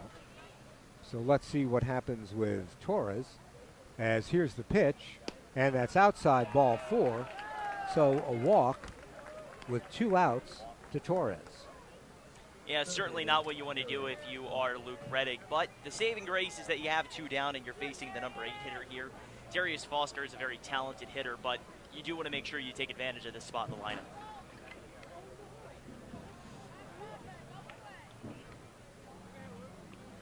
Having walked down there just a moment ago, I can tell you there are certainly many, many, many more T-Bolts fans here than Bethesda fans. In terms of the gear that people are wearing, the chants that they're chanting. That's good. So lefty against lefty, Reddick against Foster, and there's a pitch on the outside corner for a strike, 0-1. Reddick, an inning and 2/3, has given up 2 hits, and that's his second walk, has struck out 1.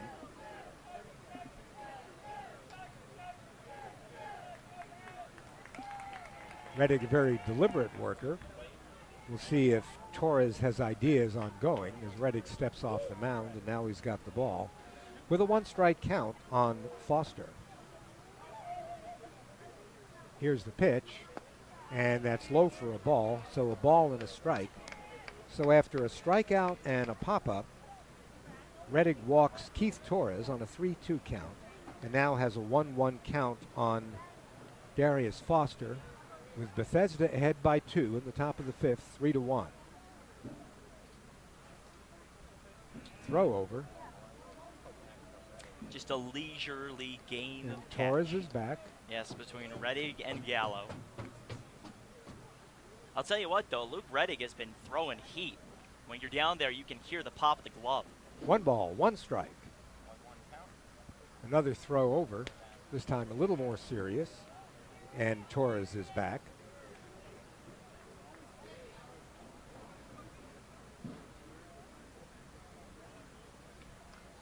A ball and a strike.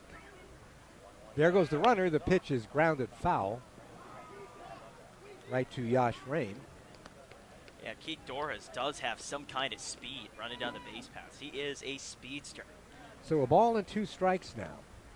Reddick wants to get that last strike and get out of the inning.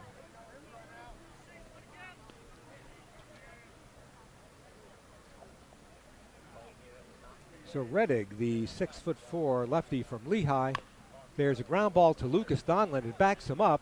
The throw, and they got him. Oh, man, what a throw. What a play from Lucas Donlin, having the confidence to play that ball in the hop and then firing with that cannon of an arm over to first base to record the out Yes, by a we'll half talk step. about that on the break back. But for right now, for the Bethesda Big Train in the top of the 5th, no runs. There were no hits, 1 runner left on base, no T-Bolt errors. At the end of 4 1/2, the score is the Silver Spring Takoma Thunderbolts 1 and the Bethesda Big Train 3. You're listening to T-Bolts Playoff Baseball on the T-Bolts Radio Network, powered by CQ.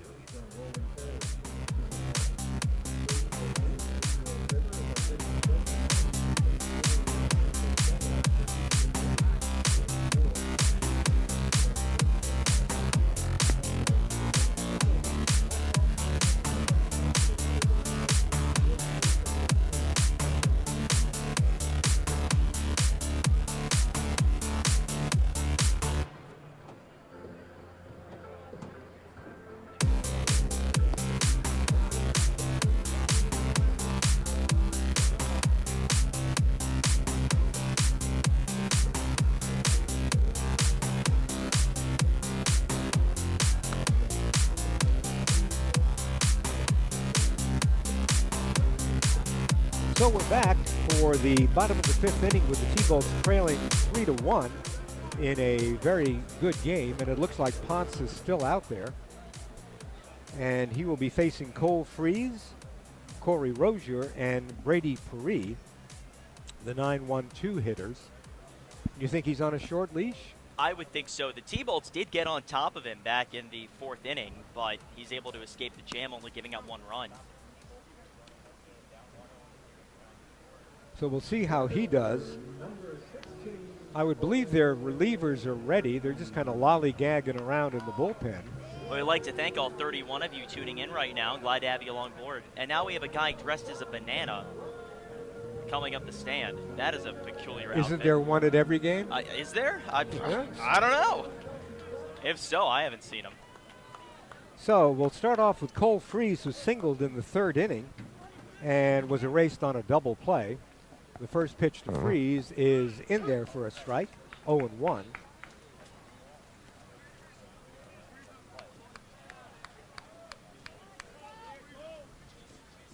No balls, one strike to Freese here in the bottom of the fifth inning as Ponce rears and delivers.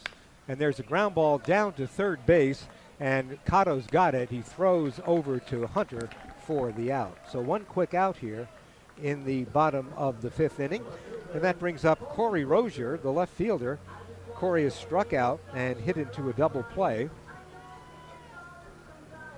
Yeah, Rozier also with some deceptive power, so hopefully for him he can find a way to turn around on one of these balls. Corey looking to get on in this game. The first pitch from Ponce, and that's inside for a ball. When Corey's game is on, he gets hits by pitches, he walks. Yeah, he does. He's a real pest out there. It's uncanny, really. 0 for 2 tonight. And the pitch. And he doesn't go, and that's inside for ball 2. Nice take. That one tailed down and in, and momentarily looked like it may have grazed the zone, but he held up. No balls, or rather 2 balls, no strikes. And here's the pitch from Ponce. And that's in for a strike, 2-1. So Corey taking.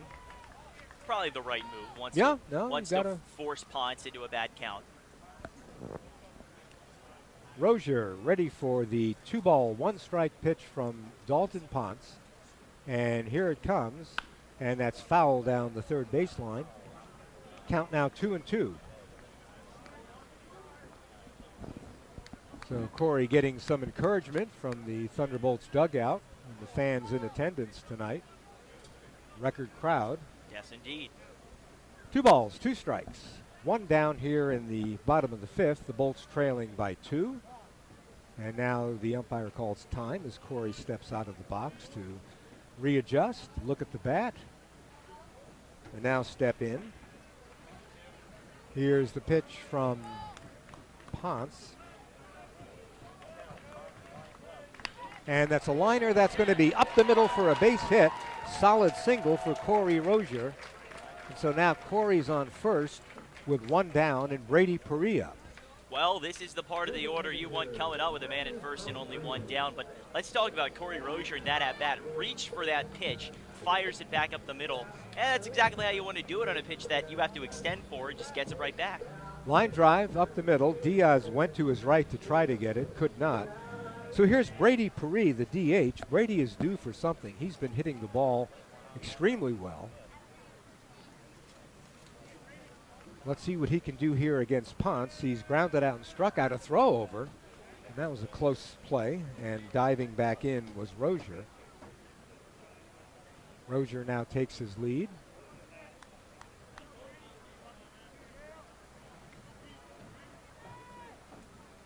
And Perry pops a ball foul out of play over the first base dugout. 1 strike. Well, I'd like to extend a special welcome to those of you that have been following the Cal Ripken League, maybe fans of either or other teams in this league that are tuning into our broadcast. Yeah, we were really glad to have you along board here. And if you are one of those people, go ahead and let us know at @Tbolts_baseball on Twitter. Once again, that's at @Tbolts_baseball. No balls, 1 strike to Perry. Throw over, Gallo is back.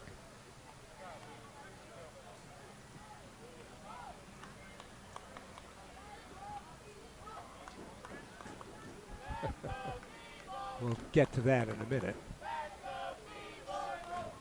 So 0-1 to Brady Perry. There goes Rozier. The pitch is a strike. The throw is into center field, and Rozier's going to go to third, and he will make it. Wow. A really costly mistake. A very poor throw that skipped in. It was wide of the bag by a good 3-4 feet to the right from our vantage point. Well, that's why you make that pitch, and that's why you run. So no balls, 2 strikes to Paris, who now has a chance to get another run in for the Thunderbolts. Brady, a good 2-strike hitter.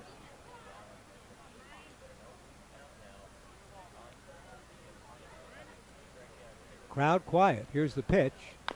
And that's grounded foul down the third baseline. Brady on top of that one. Well, Neil, all of a sudden the dynamic of this at-bat changes because a fly ball could score a run. So I think more importantly than anything is just put the ball in play. He's playing for contact. The third baseman, Cotto, is even with the bag. The first baseman, Hunter, is behind the bag. Center and short are deep. So the pitch to Brady Paris, and that's fouled out of play again. So the tension ratchets up a little bit more. And of course, if Ponce uncorks a wild pitch or the pitch gets through Thomas, then the Thunderbolts score a run. They'll take him however they can get him. A ground ball to short or second also could potentially score a run. Both are playing significantly deeper than usual. Well, they're going to concede the run, get the out. Brady just checks his swing in time. There's no appeal. So the count now 1-2. That's really tough to do when you commit to a pitch. Yeah. Tony Gallo on deck. Ponce ready to deliver. Oh, that one just missed. That was a nice pitch. Nice. You can hear the oohs and ahs up here and the oohs and ahs in the crowd, but Paris with a good batting eye. Yeah, he saw it. I was waiting for Paul Thompson to ring him up, but he didn't. So 2 balls, 2 strikes to Paris. As Ponce gets ready to deliver, and there's a long fly ball into center field. That's going back to the wall, and that is a home run. And this game is tied. Unbelievable. Brady Paris, the hero. It's in the family for the Paris. Hunter last year, a T-Bolts MVP, and this year, Brady Paris putting together what might possibly be an MVP. Case in this series. Wow, that one just kept going and going to deep center field. Hamrock went back, could not get it, and I don't think Paris really got all of it, but boy, that thing took off. And so now this game is tied, and out to the mound will come Sal Colangelo, and that will be it for Dalton Ponce. So the Thunderbolts knock out one of the best pitchers in the Cal Ripken League here in the bottom of the 5th, and this crowd erupts. This is why you play the game. For stuff like this, Brady Paris, who, of course, having a very good postseason, he's facing one of the best pitchers in the league, takes him deep with 1 down, a 2 RBI homer, and that was not lightly hit. I mean, that was a long fly ball. That one landed maybe 5-6 feet beyond the fence and the grass out there. Well, so Brady Paris ties the game at 3, and the Thunderbolts climb back in a game that they trail 3-0, and we'll see who the pitcher is for the Bethesda Big Train.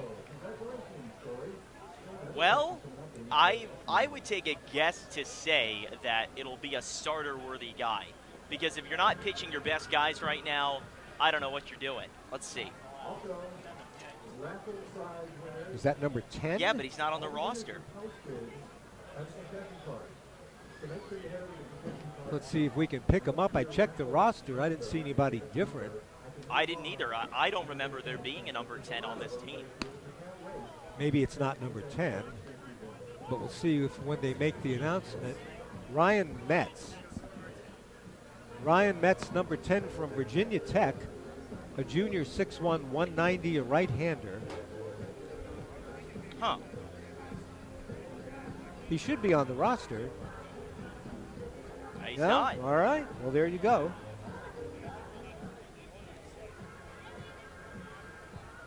So Ryan Metz comes in relief of Dalton Ponce, here in the bottom of the fifth with the score tied at 3. Now, wouldn't it be something if he eventually played for the Mets? Ryan Metz on the Mets. I'm sure he'd love to play professional ball. Most of the people you talk to in this league, you talk to them just as friends and say, so, your major is this, and what are you going to do? Well, I'm going to try baseball. Well, I got to ask you, Neil, just on that topic while we have a moment. You're from New York natively.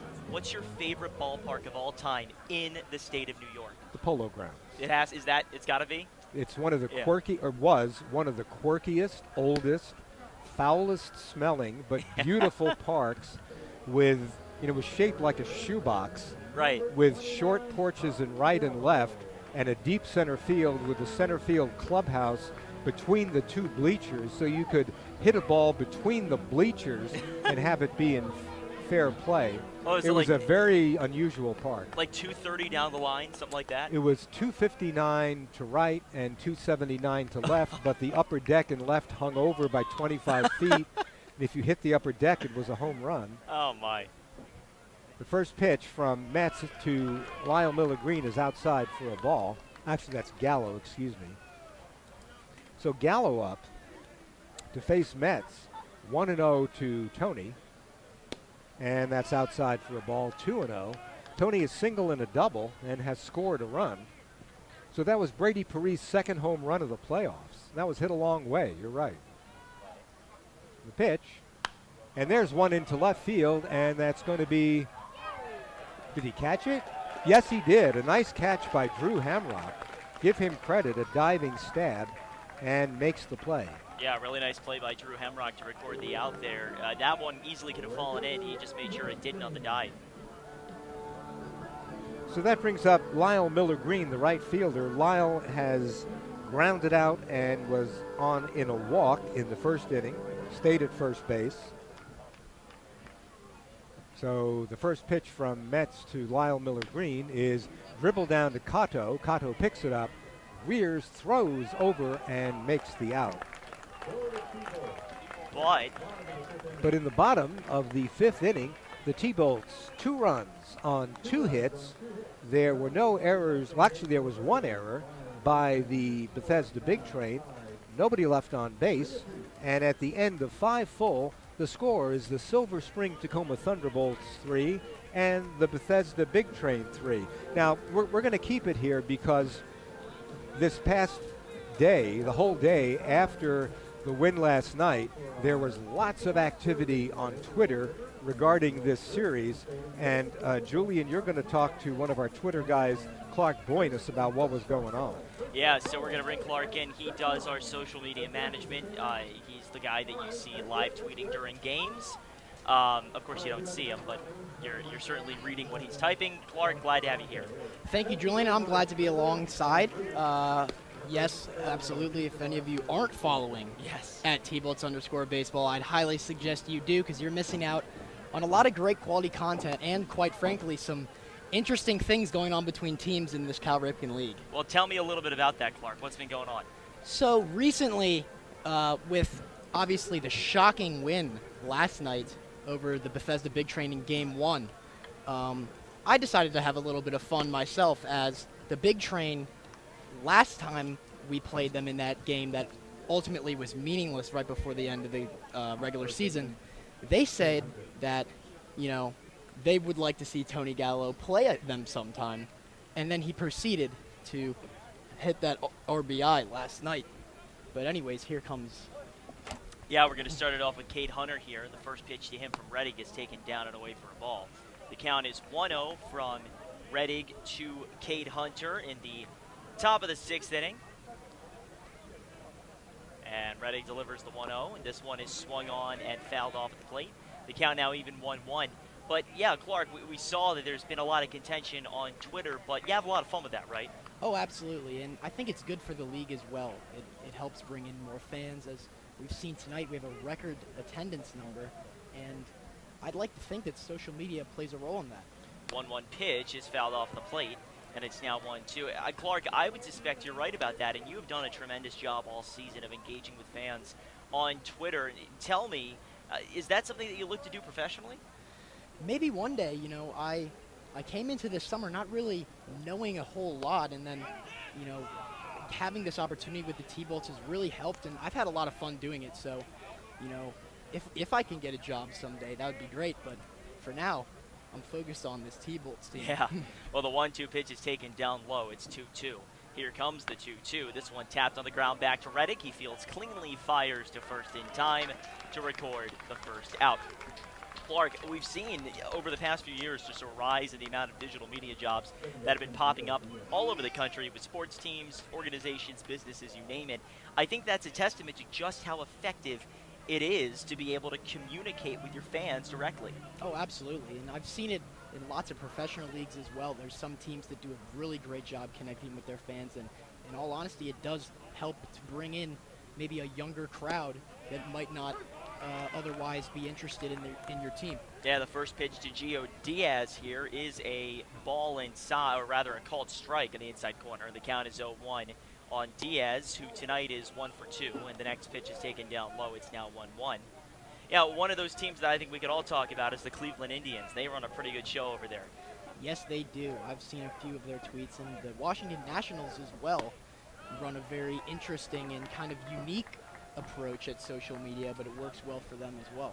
The 1-1 pitch taken upstairs for a ball. It's now 2-1 on Gio Diaz. With nobody on and one down, here comes the pitch, this one up high, and it's now 3-1 on Gio Diaz with Christian Jane on deck. Now, Clark, you go to Butler. Tell me a little bit about, in just a moment, as Reddick will wind and deliver. This one will be fouled straight back, so the count goes full 3-2. Tell me a little bit about how you've enjoyed Big East basketball. Well, if we have any Butler fans listening, which I will dare to say is probably unlikely, go Dogs, but it's a lot of fun. There's some very fierce rivalries in that division, or rather conference. Here's the 3-2. This fouled back, so we'll do it again.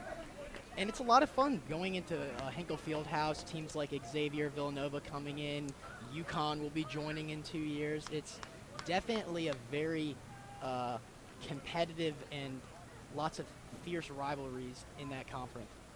Here's the 3-2. This one is sent towards right field. Going over is Miller Green, but that one's going to be out of his reach and foul, so we'll do it again, 3-2. Syracuse, where I go to school, used to be in the Big East, but then they switched over to the ACC. Things have changed in the Big East, obviously, but still, as you're telling us, a very competitive and exciting environment. Absolutely. It should be a lot of fun this next year. I try to go to as many games as I can. And for those listening, we probably have some Georgetown Hoya fans. Probably, is the 3-2 fouled off. Yeah, I'm sure we have Georgetown fans. I can remember one of my favorite college basketball players of all time, Des Wells, started in the Big East. Started at, I believe, Xavier or Butler. Was it? It was Xavier, yeah, and then, of course, going to be a Terrapin at Maryland. Here's the 3-2. This one is sent towards left field. Playable straightaway for Rozier on the line drive. He makes the catch, 2 down. A nice play by Corey Rozier to stay where he was and make the catch. Absolutely. He's been a very solid piece in the outfield for the T-Bolts this postseason. Oh, yeah, he has. He's done a tremendous job. And he also had himself earlier today a single right up the middle, and that was crucial for the T-Bolts in terms of getting their offense going. Now it's Christian Jane. Jane is 0 for 3. First pitch is swung on and missed. The count 0-1. I think they're going to say that maybe foul tipped into the glove there, but Jane has been a guy for the big train that's been great all season, and we'd like to keep it his night at 0 for 2 that way. Here's the 0-1, and there's a called strike, so it's now 0-2 with 2 down, tied 3-3 here in the top of the 6th.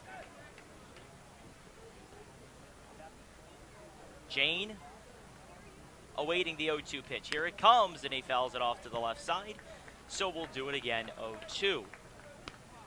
So tell me, Clark, what are you majoring in at Butler?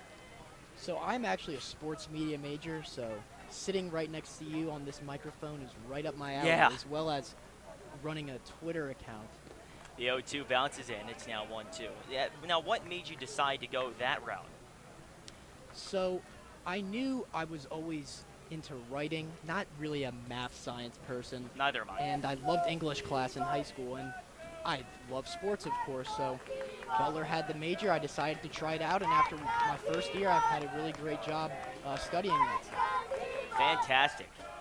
as the 1-2 pitch from Luke Rettig. As he waits, and now we're going to get a moment at the plate.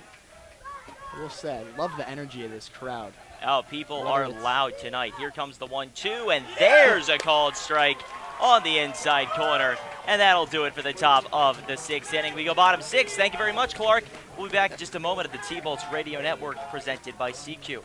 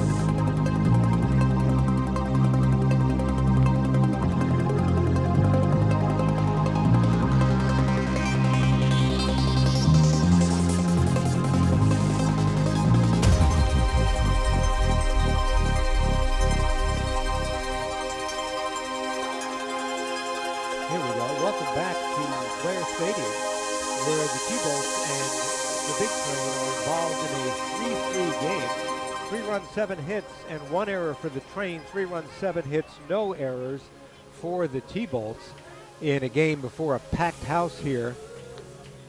And we'll see who is on the mound. If it's Ryan Metz, it looks like it is. Metz coming out again for the bottom of the 6th inning, where the T-Bolts will be sending up Lucas Donlin, the third baseman, Luke Trainer, the catcher, and Ian McMillan, the shortstop. Doug Reamer trotting out to third base. So we hear Sweet Home Alabama. I think I've heard that song an incredible number of times. So here we go with Lucas Donlin leading it off here in the bottom of the 6th of a tie game. Ryan Metz, the right-hander, on the mound. And the first pitch to Lucas is high for a ball, 1-0. Lucas, who had a monster night last night, a little quieter tonight. He's been called out on strikes and has grounded out to third. And that pitch is down in the dirt for a ball, 2-0. Nobody in the T-Bolts bullpen, so they're going to go with Luke Rettig as long as they can.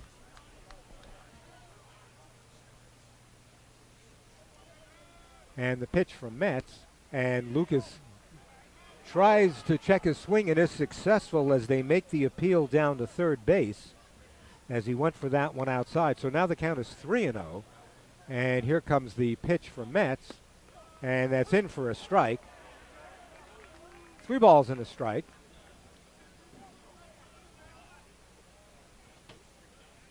And now Lucas steps out. He'll be followed by the catcher Luke Trainer, who's singled in the 4th inning.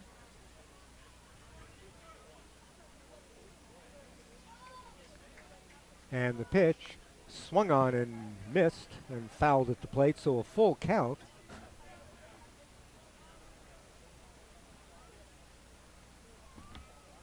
Lucas with an RBI tonight. 3-2 to Donlin, and that's popped into right field, and that's going to fall for a base hit, and Donlin will make it down to first base. So Lucas continues the hot hand. A little flare right over the first baseman, and kicks in fair. Jane came in to field it. So here's Luke Trainer, who singled in the 4th inning, now facing the right-handed Metz. Donlin not really a threat to go, so it'll be up to Trainer unless they put a play on here.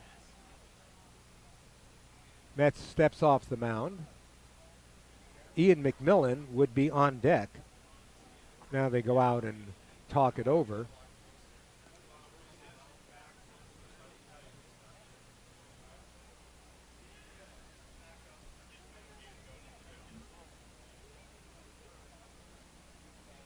So Trainer, who wears number 3, has been alternating with Tyler Murray on the catching duties. Murray playing last night in Bethesda. Luke was around 350 for most of the season, tailed off a bit, now is back over 300. Here's the pitch, and that's in for a strike. So 0-1 to Trainer. Bottom of the 6th, runner on first, nobody down for the T-Bolts. The game is tied at 3. Metz looks in, and here's the pitch, and that's fouled out of play. So the count 0-2 now on Trainer. As the crowd moving around, a lot of the kids climbing on fences. They can't sit still. Honestly, I think a lot of the adults are having trouble standing still in a game like this. No balls, 2 strikes to Luke Trainer. And here's the pitch, and that's inside. A ball and 2 strikes. So if you're watching on Takoma Park TV, we hope you're enjoying this one. This is a doozy. Unlike last night where the Thunderbolts got out ahead and stayed ahead, this one is tied at 3. The pitch, and there's a ground ball towards the hole, and it's through and over the glove of Gio Diaz. Stopping at second will be the runner, Lucas Donlin, and on at first with his second single is Luke Trainer. So that one was a bounder that just got over the glove of Diaz as he was moving to his right. So the Thunderbolts catch a bounce there, and now have 2 on and nobody out, and McMillan up. Will McMillan bunt? They're being careful in the infield. On deck would be Dalton Martin. Donlin is not the fastest on the Thunderbolts, could probably score on a single to the outfield. And here come the Let's Go T-Bolts chants.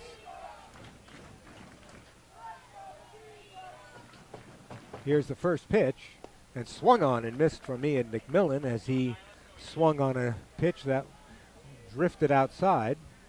But McMillan, a very good hitter with strikes. Kobe Cotto playing even with the bag at third, as is Cade Hunter playing even with the bag at first, maybe a little bit in on the infield, seeing if there's going to be a bunt. Now he shows bunt, and he pops it up, and they're going to make the play at second. Yes, they get him. So a double play on a pop-up bunt. So McMillan pops up to the pitcher, and then Metz turns around and fires it to the second baseman for the putout. So the Thunderbolts can't get the bunt down, and that costs them.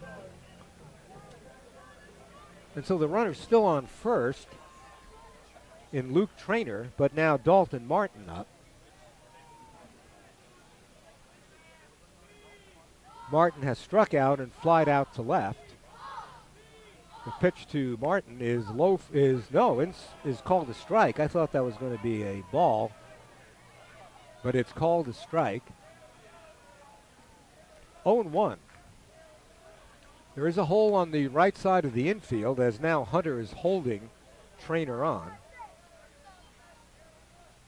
The pitch, and there's a high fly ball into short right field. Coming on to get it is Jane, and he makes the catch for the out. And that will do it for the Thunderbolts in the bottom of the 6th inning. For the Thunderbolts, no runs. There were 2 hits, 1 runner left on base, no errors for the big train. So at the end of 6 full, as we head into the last 3 innings of the game, the score is the Bethesda Big Train 3 and the Silver Spring Takoma Thunderbolts 3. You're listening to T-Bolts Baseball on the T-Bolts Radio Network, powered by CQ.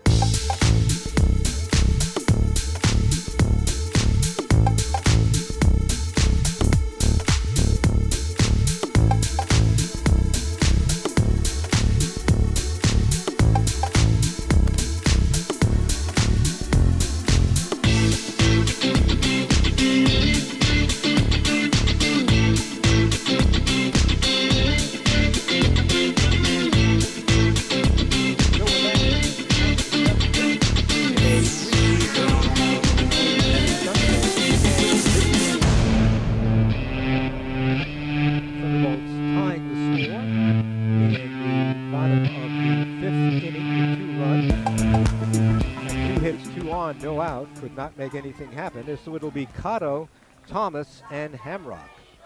Cotto is 0 for 2 with a walk. The first pitch is a ball, 1-0.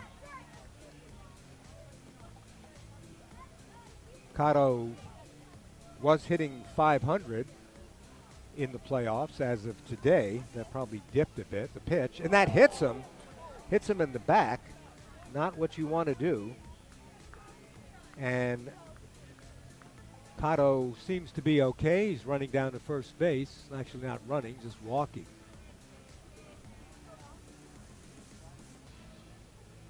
Not what Luke Reddick wanted to do. So now that puts a runner on who can run, and Matt Thomas, who has singled and doubled and grounded out. So the big train gets a leadoff runner on here in the top of the 7th, as Reddick has to work now with Thomas, Hamrock, and Soderstrom coming up. Thomas is 2 for 3, as is Hamrock. So the Thunderbolts looking to turn 2 here in the top of the 7th inning. So Reddick looks over at Cotto. The first pitch is outside for a ball, 1-0.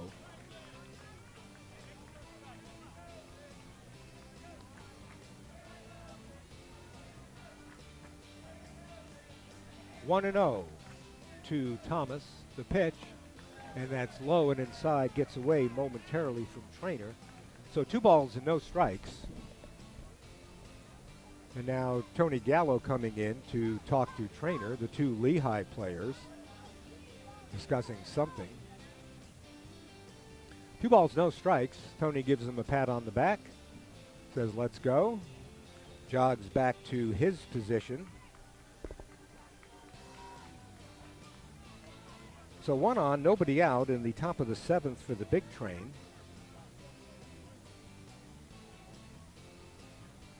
And the 2-0 pitch from Reddick is in there for a strike. 2 balls and a strike.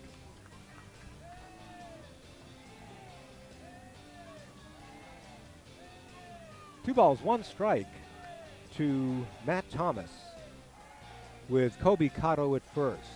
The pitch, and that's low. Now the count is 3-1. So Reddick running into a little bit of difficulty here. Nobody out, a runner on first. I doubt he'll be going with the 3-1 count. Here's the pitch, and that's lined into right field, and that's going to be caught by the right fielder. Here's the throw to first. It won't be in time, but the Thunderbolts pick up the out on the liner to Lyle Miller Green in right field. So one down here in the top of the 7th, and that will bring up Drew Hamrock. Hamrock with a single and a double and a strikeout tonight. So every out, a big out as we go down to the latter innings of this game.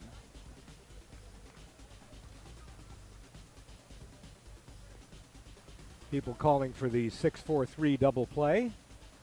And there's a throw over, and Cotto is back. Yeah, that'd be pretty nice right about now, wouldn't it? Yes, it would. The Bethesda big train has turned 1.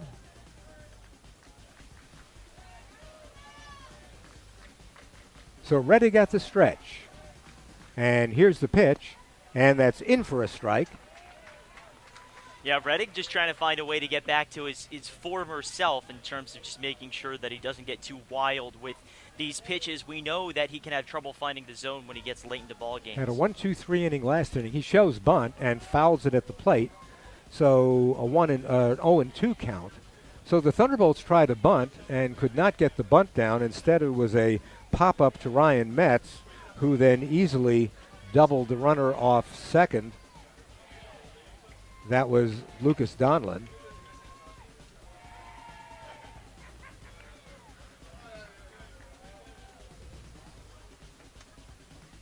No balls, 2 strikes. The pitch to now there's time called as Reddick was in his motion and kind of spun down. Yeah, to stop halfway there. Thankfully, he did it quick enough to make sure he wasn't falling forward. No balls, 2 strikes, a throw over, and Cotto is back.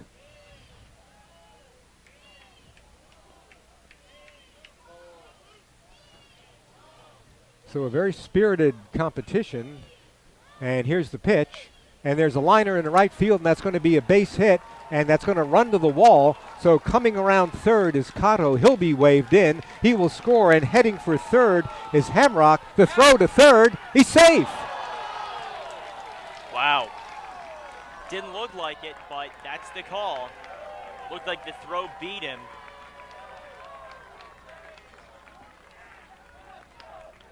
So another extra base hit for Drew Hamrock, and the Bethesda Big Train takes the lead here in the top of the 7th and have a runner at third with 1 down and Tate Soderstrom up.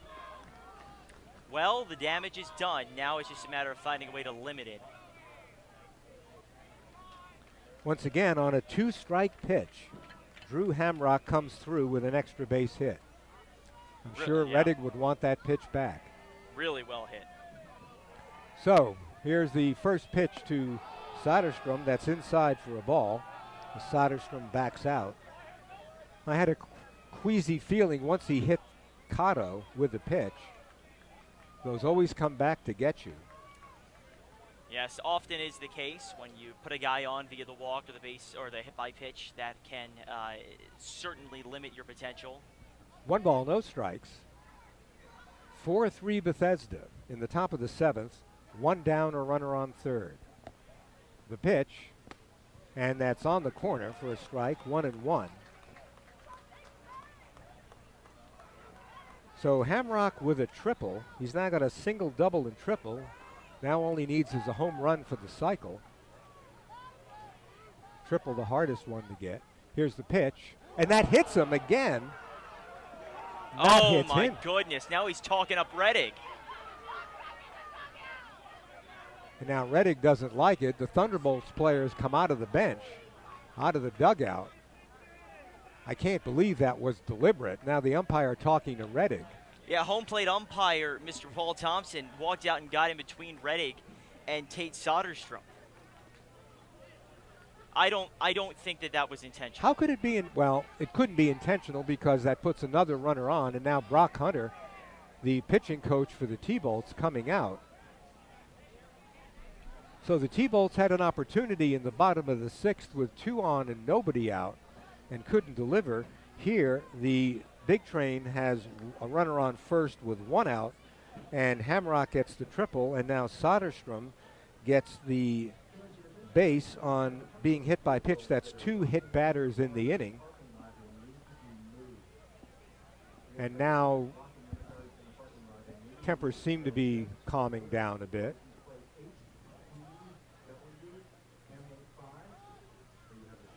As Brock Hunter is talking to Reddick.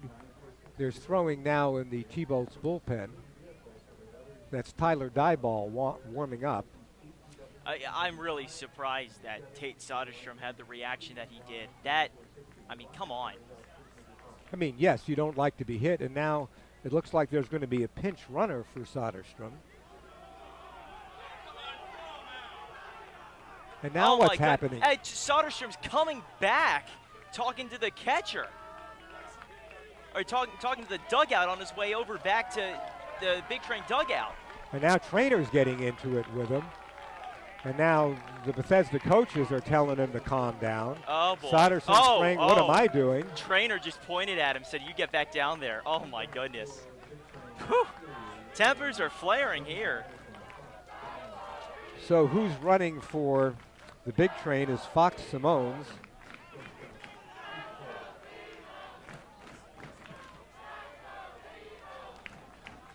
So Fox Simones goes in to run for Soderstrom. And maybe Soderstrom was really hurt by that. So, yes, I can understand him being angry. But obviously it's not something Reddick wanted to do. And I can tell you Simones is going to go to second base. And the Thunderbolts are not going to throw. Here's the pitch. He shows bunt. It's a nice bunt. Here's the play, and it's going to be to first by Gallo, and they get him. It's to Dalton Martin actually covering, and the run scores. So Keith Torres comes up with the sacrifice. So the Big Train make the best of the situation by coming up with 2 runs now, a runner at second and nobody out. Yeah, now the T-Bolts trailing 5-3.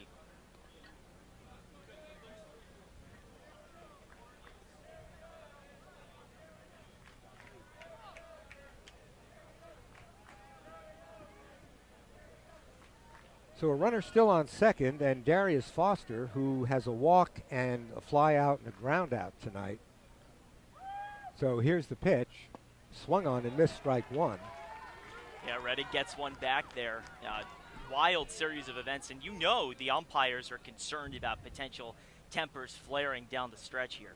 Well, this has turned into a kind of a series with lots of quotes back and forth on Twitter. You didn't mention a lot of them, but there was a lot of stuff going on.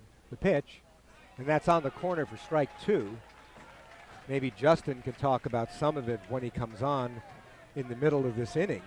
Yeah, I don't know if I should call it trash talk. I don't even know if that's what it is. It's just there's been a lot of contention, and these two teams don't like each other. We already knew that.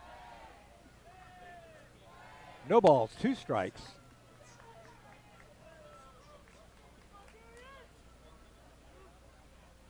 Pitch is away, and it gets away from Trainer. It's a ball, but staying at second base is Simones. So 1 ball, 2 strikes.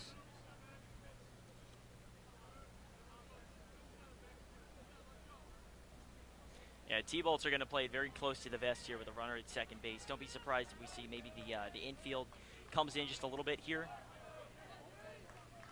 No balls, 2 strikes. Rather, 1 ball, 2 strikes. And here's the pitch. And it's on the corner, strike 3. So Foster is called out on strikes. But in the inning, Bethesda gets 2 runs on 2 hits. There were no Thunderbolt errors, 1 runner left on base. And we're going to keep it here in the middle of the 7th. Julian is going to talk to Justin, and we're going to talk about some Twitter stuff. And so hang on a second, and you can talk to Justin as they do the Take Me Out to the Ball game. All righty.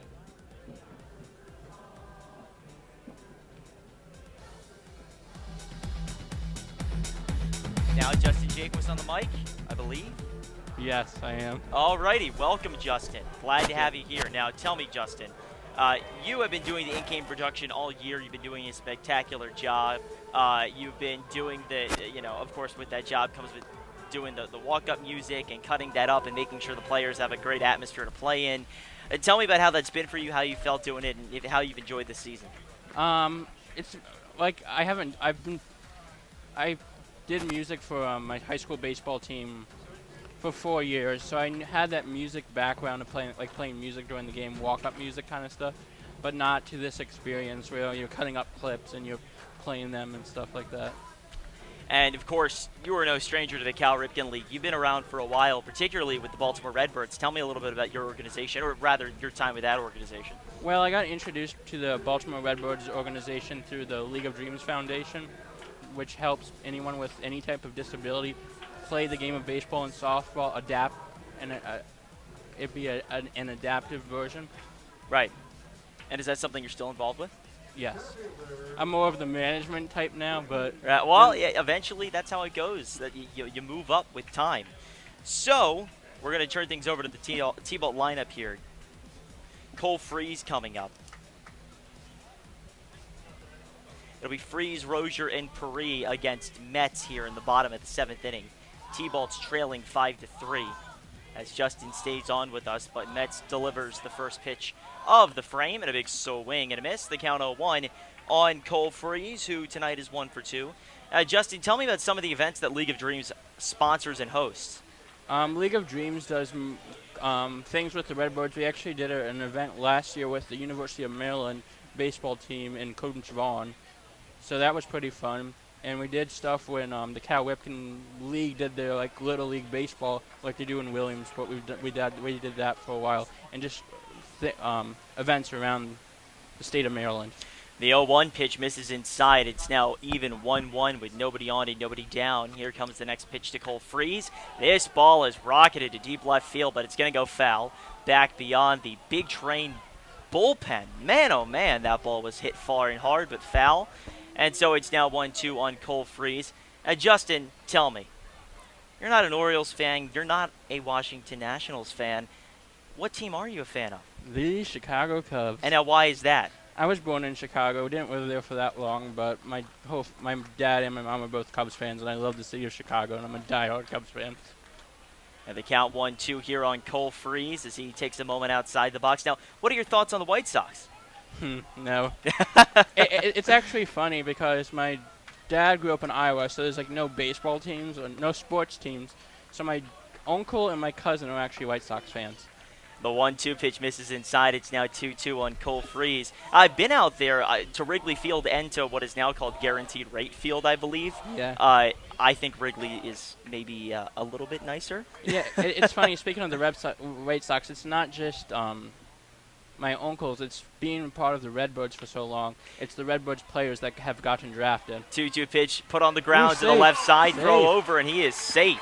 So, on what was it could have been a close play at first regardless, but the throw is a little bit errant by Kobe Kato, and as a result, the leadoff man is aboard here on what I presume will be an E5.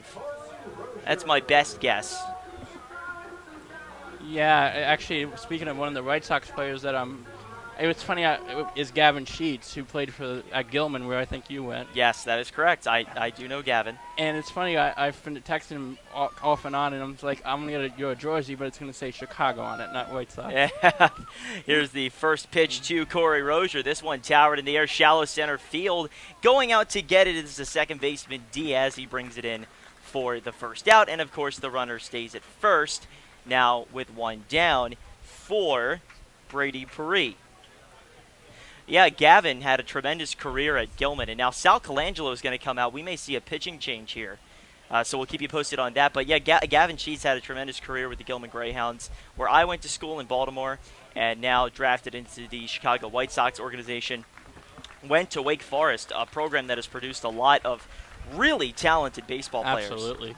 And actually, one of the former Redbirds that went to Wake Forest is actually now in the Orioles organization, and Ben Rizali or what? I don't know. Yeah, I know exactly what you're talking about.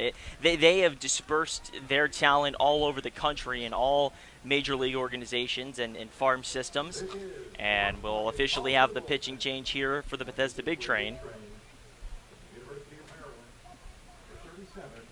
It's Elliot Zollner, who's actually a former Redbird too. Tell me about what you know. Give me the scoop, the lowdown, the scouting report.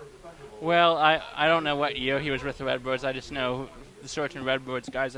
There's actually 3 Redbirds on the roster, on the Big Train roster this year, so that's a little bit interesting. But when the Redbirds disbanded last year, 2 of the Redbirds coaches actually came over to the Big Train. Now, tell me, course, last year we know the Redbirds had a very successful season. They ended up being crowned co-champions with Bethesda due to the rain-shortened finals. Thankfully, we don't have that problem this year. But what are some highlights of the season last year with the Redbirds? I can recall, just from my experience, seeing DJ Poteet hit. He was really good last year. Yeah. There were a few other guys that put on a tremendous show. And Joe Zolli is one of them who actually went to he goes to Westchester, and I think he broke a Westchester record or something like that, with the most home runs or whatever. Yeah. School history or something like that. It's very impressive. And there, I believe they had a pitcher that was downright dominant. I'm trying to remember his name from last year. It was their #1 starter. I got a chance to see him up in Towson when the T-Bolts traveled there for a doubleheader, and I can remember he just put on a show.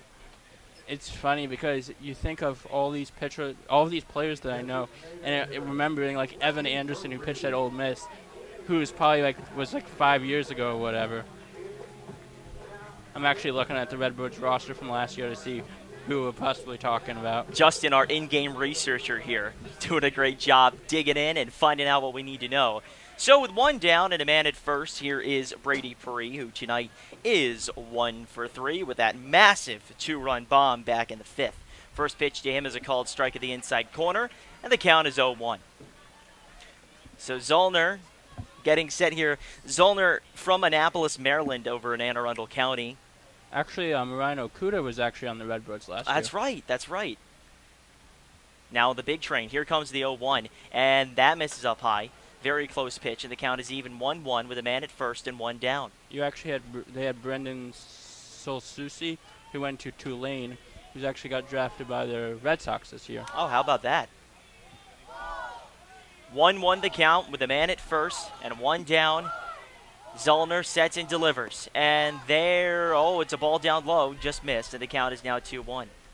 Yeah, it's awesome watching these Redbirds pitch, especially come end of the season in college, and you're playing for that ACC tournament to get that bid into the big dance and hopefully onto Omaha. It's funny, I was actually watching some Radford games, University of Mississippi. 2-1 pitch, put down the line into left field. That's a base hit. Going over to get it is Drew Hemrock. Lead runner will advance down to second base. That's Corey Rozier. And Brady Puri gets aboard with a single. So men on first and second now for Tony Gallo. And tell me, Justin, what do you know about Tony Gallo? Man, when he can hit the ball, he's hot and he's on fire. Oh yeah, I don't think I could have put it any better myself. When Tony Gallo's hitting, he's hitting, and so far tonight he is 2 for 3. Yeah, it's funny because Lehigh is actually one of the college teams that are liking our trees. That clock does retreating them. First pitch to him, gets away. That's up high for a ball, and both runners will advance. So now the tying run stands at second base. Men on second and third. 5-3 ball game at the bottom of the 7th inning. And Zollner trying to get under control here as the pitching coach will go out to have a word. This is Craig Lopez. Craig Lopez is actually one of the coaches that came over from the Redbirds. Have you met him? Have you talked to him? Yes. What are your thoughts? What have you talked to him about? It's funny because I know it's him and then Chris Devlin that came over. Right. I think the one I know better is Devlin, but I'm not sure. Well, I know for a fact that you were, I'm going to say familiar, but perhaps close with the broadcasters of the Redbirds from last year, Connor Newcomb, who now works for the Hagerstown Suns, and Matt Davis, who's doing an internship with Wells Fargo, I believe, in Baltimore. Or it could be D.C. I need to double check on that. But two really wonderful guys that you had a great chance to stick around with last year. Yeah, it was awesome. I loved meeting the players, and it was fun, too, because it was Connor Newcomb, and then before that it was Harrison Schwartz, who had a great career with the Johns Hopkins. Of Jay's fame, yes. Yes. So, let's dig in here, folks. Men on second and third. Tying run stands at second, and it's Tony Gallo at the plate with 1 down. First pitch to him from Zollner, a big swing and a foul back to the screen, and the count is 0-1. Yeah, if you're the big train, this is one of the guys you do not want up at the plate. I believe the count actually 1-1. 1-1 the count because Zollner had, of course, made that first pitch before Craig Lopez had come out to talk to him. So the count 1-1. Here comes the pitch. That's way inside. Gets away. Here comes a run to score. Rosen crosses the plate, and it's 5-4. This is what you have to love about. Oh boy! And now the catcher Thomas is trying to argue interference from Tony Gallo. Oh, they're trying to say that it hit Gallo, and by hitting Gallo, that would nullify the chance for the runner to come across the plate, and so instead it would load the bases. Oh boy, this is going to be tough. Good job by Gallo on his part to not saying I got hit, knowing the situation and knowing where the ball went. Well, I think they're going to send him down to first. There's a meeting of the umpires over the left side of the infield. Yeah. This is what you have to love about the game of baseball. It could be one inning, one out, one pitch that changes the whole complex of the game. Well, we're certainly learning that here as Tony Gallo talks with assistant coach Marcus Johnson over the right side. The umpires convene to try and sort this out. As it stands, the T-Bolts have brought a run across, and it's 2-1 on Tony Gallo, 5-4 ball game. We're still one out if I can't see the scoreboard. No, you are correct, Justin. One down, and if this is to get reversed, it would go back to being 5-3. Let's see the call. Paul Thompson coming over. Oh, boy. Yeah, the big train's getting antsy here. Now Doug Reamer's coming out to have a word from his third base coach position. It's funny that you talk about this because I was watching the Red Sox Tampa Bay game a while back ago when then Alex Cora had controversy with one of the pitchers that I know, Adam Calera, came into the game, pitched against a batter, went to first, and then came back in. And they're putting him at first base, which means that the bases will be loaded. So Tony Gallo goes down to first. Corey Rozier is going to go back to third, if I'm not mistaken. Right? And now, why is Sal still standing out there? And look at I don't know who that is yelling at the umpire in the Bolts dugout, but someone's not happy either. What on earth is going on? Well, I guess that's for us to figure out. The bases are loaded now. 5-3 ball game. Wipe that run off the board. I think Brian Brewer just got ejected, and now Brian's coming out to have a word with the umpire. Brian Brewer is very unhappy. Oh, and he's getting yelled at. Now Brian Brewer heads back down to the dugout. He's been ejected. Brian Brewer, of course, the GM for the T-Bolts, who stays down at the dugout. I'm curious to know what they're upset about because, of course, I don't know whether or not Tony Gallo was actually hit, but it was very close.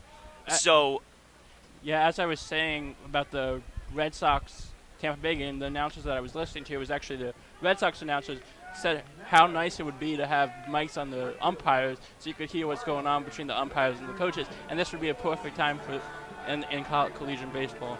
Well, I'm sure that managers that like to use less than safe for work language would not like the umpires to be mic'd up. Yeah. So the bases are loaded. Tying run at second base for Lyle Miller Green. First pitch to him is a called strike, and the count is 0-1 with one down. As some people like to say, there's 3 ducks on the pond. Man, hearts are racing here at Montgomery Blair Stadium with the bases loaded, like you said, Justin. 0-1 pitch on the way. This ball's fouled off to the right side. And so it's quickly 0-2 on Lyle Miller Green with one down. You would think that with all this bickering between the Bolts and the Big Train that it would be like a Giants-Dodgers game or something like that. It sure does feel like it. Or a Cubs-Cardinals game. Yeah. Cubs-Brewers, especially recently, has become pretty heated too, as we'll now have time called to the plate. I'm going to venture to guess that you dislike the Cardinals more than the Brewers. Yeah. Yeah. Is it close? It's not Miller Park to Cubs fans. It's Wrigley North. Right. Oh, I've heard that one before.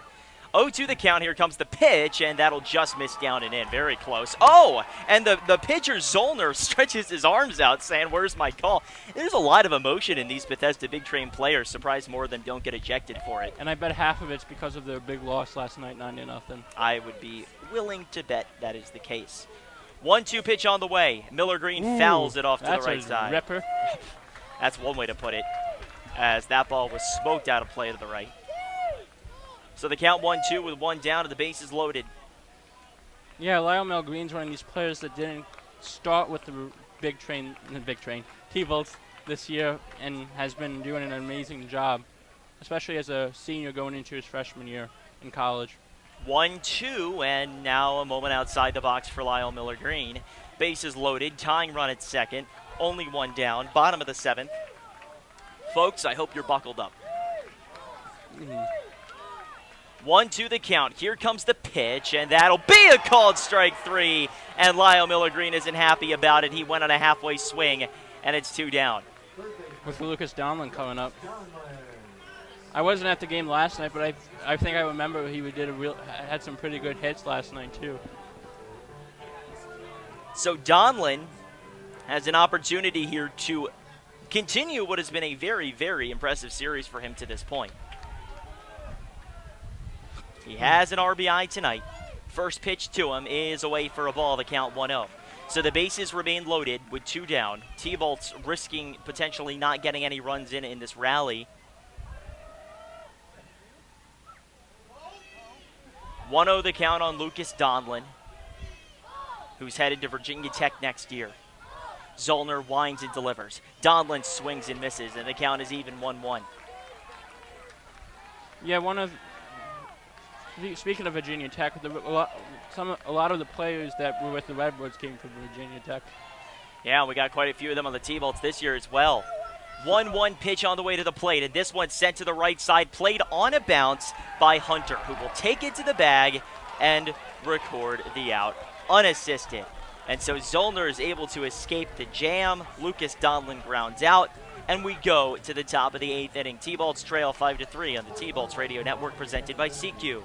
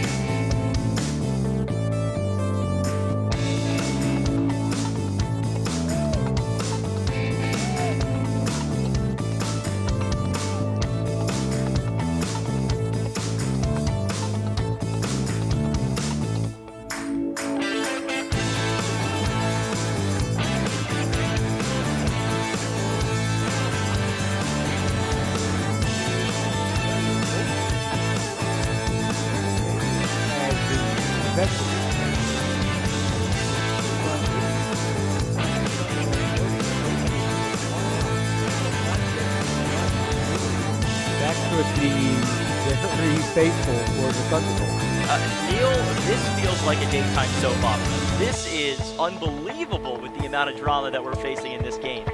As the big train will bat here at the top of the 8th inning, 5-3 in favor of Bethesda is the score, and Cade Hunter will step in against Luke Reddick, who stays on the mound.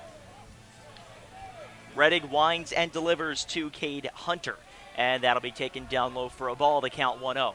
So in case you missed it and you just tuned in, last inning the T-Bolts nearly had a run tacked on to make it 5-4, but the umpires ruled after deliberation that a pitch had hit Tony Gallo, as the next pitch to Cade Hunter is taken for a called strike, the count 1-1. So that ended up putting Corey Rozier back on the base paths, bases loaded, 1 down, rather than it being 5-4, it went back to being 5-3. Here comes the 1-1. This one's foul back to the screen, and so it's now 1-2 on Cade Hunter. Tonight, Hunter is 0 for 3, so he's certainly due, at least in this ball game. No, you load the bases 1 out, you need at least 1, and they didn't get it. And the next pitch is taken down and in, and so it's now 2-2 on Cade Hunter.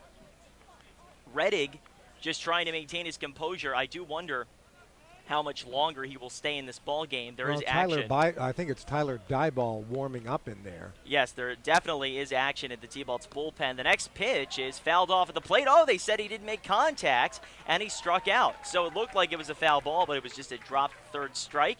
And so that'll do it for Cade Hunter. We turn it over to the top of the lineup in Gio Diaz, who tonight is 1 for 4, or rather 1 for 3 with a walk.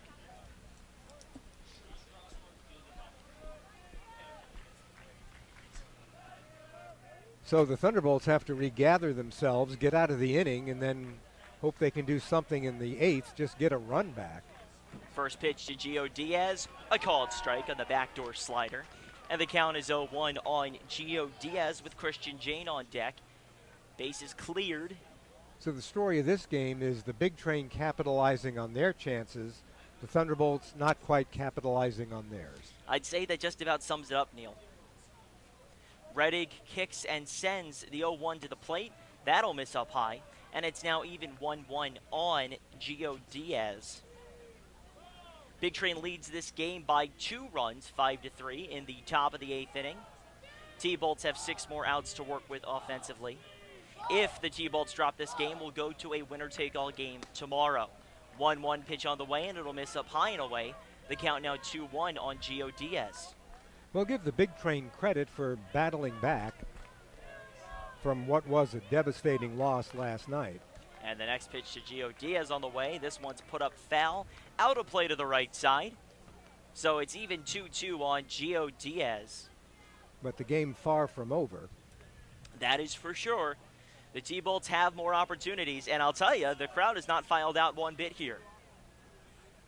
2-2 on the way. That misses down and away. And it's now 3-2 with 1 down and nobody aboard. The crowd is loud here at Montgomery Blair Stadium. They are involved, and they are loving every minute of this. They've seen a great game. Here's the 3-2. That misses up high and away. And so Reddick delivers a base on balls to Gio Diaz. And now it's Christian Jane coming to the plate. Tonight, Christian Jane is 0 for 4. He struck out looking back in the 6th inning. Fell victim to Luke Reddick's backdoor slider. As the Let's Go T-Bolts chants start to erupt from the right side. With a man on first and 1 down, Bethesda leading by 2 runs. Reddick sets and delivers to Christian Jane. And that'll be a high strike. The count is 0-1. So that's the 3rd walk issued by Reddick tonight.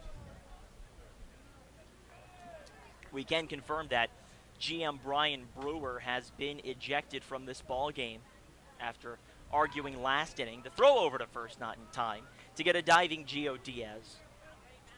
Like to remind you that after this game, you can check out tbolts.org for a full game recap provided by our beat writer Alexander Dacey. He should have something to write about. I think so. Wouldn't you think? I would suspect so. Here comes the 0-1. This one tapped on the ground down to second base. Flipped to second for 1. On to first, and they did not get him. A bang-bang play, but they do get the lead runner at second, 2 down with a man at first. So a fielder's choice put out at second. They go 4-6. And now it's Kobe Cotto. Tonight, Cotto is 0 for 2. He's walked and he was hit by a pitch back in the 7th.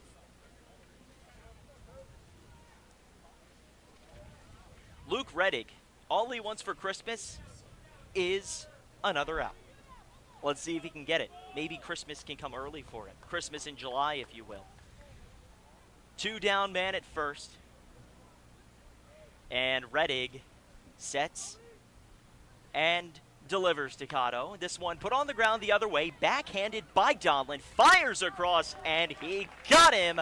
A beautiful throw from Lucas Donlin, and that propels us into the bottom of the 8th inning. T-Bolts trail this game by 2 runs. We'll see what they can do offensively on the T-Bolts Radio Network presented by CQ.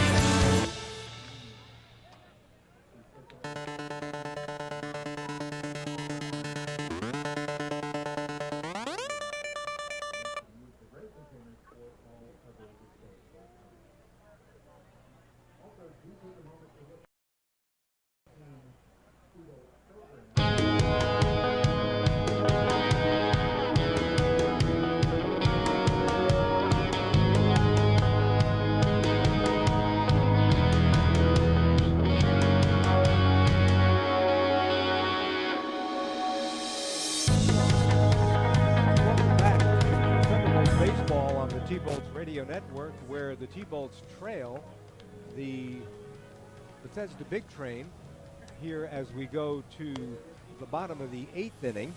And for the T-Bolts, it'll be Trainer McMillan and Martin coming up as Zellner is still on the mound for the Big Train. So after the bases loaded 1-out situation that resulted in no runs coming in, and after the controversies, and after the ejection, and after the umpire conferences, here's Julian Barron. Well, thank you very much, Neil. It has been a wild evening so far here at Montgomery Blair Stadium.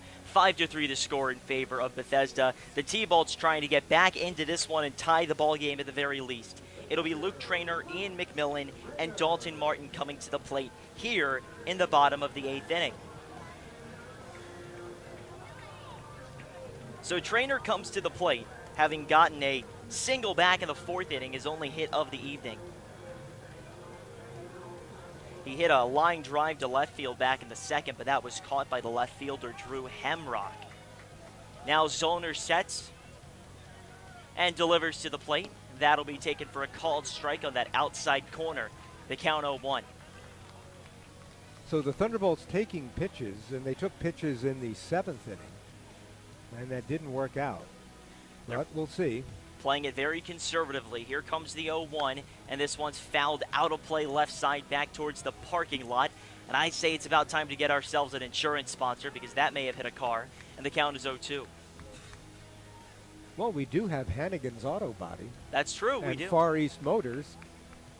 Those two alone maybe compensating for the fact that we don't have an insurance sponsor, at least for auto. And now we have time called to the plate with an 0-2 count here on Luke Traynor. Traynor steps back in. Zollner gets the sign and delivers the 0-2, and there's a called strike 3. Beautiful pitch. Paints the outside corner, 1 down. That's exactly how you draw that up if you're Zollner. And now Ian McMillan comes to the plate. McMillan singled back in the 4th, much like Luke Traynor. So he has an opportunity here to jumpstart the T-Bolts offense with 1 down in the bottom of the 8th inning. A reminder that if the T-Bolts lose tonight's game, we go to a winner-take-all matchup tomorrow. First pitch is a called strike at the top of the zone, and the count 0-1. So Zellner really bending these pitches over. He sure does love the off-speed, and it's treated him well.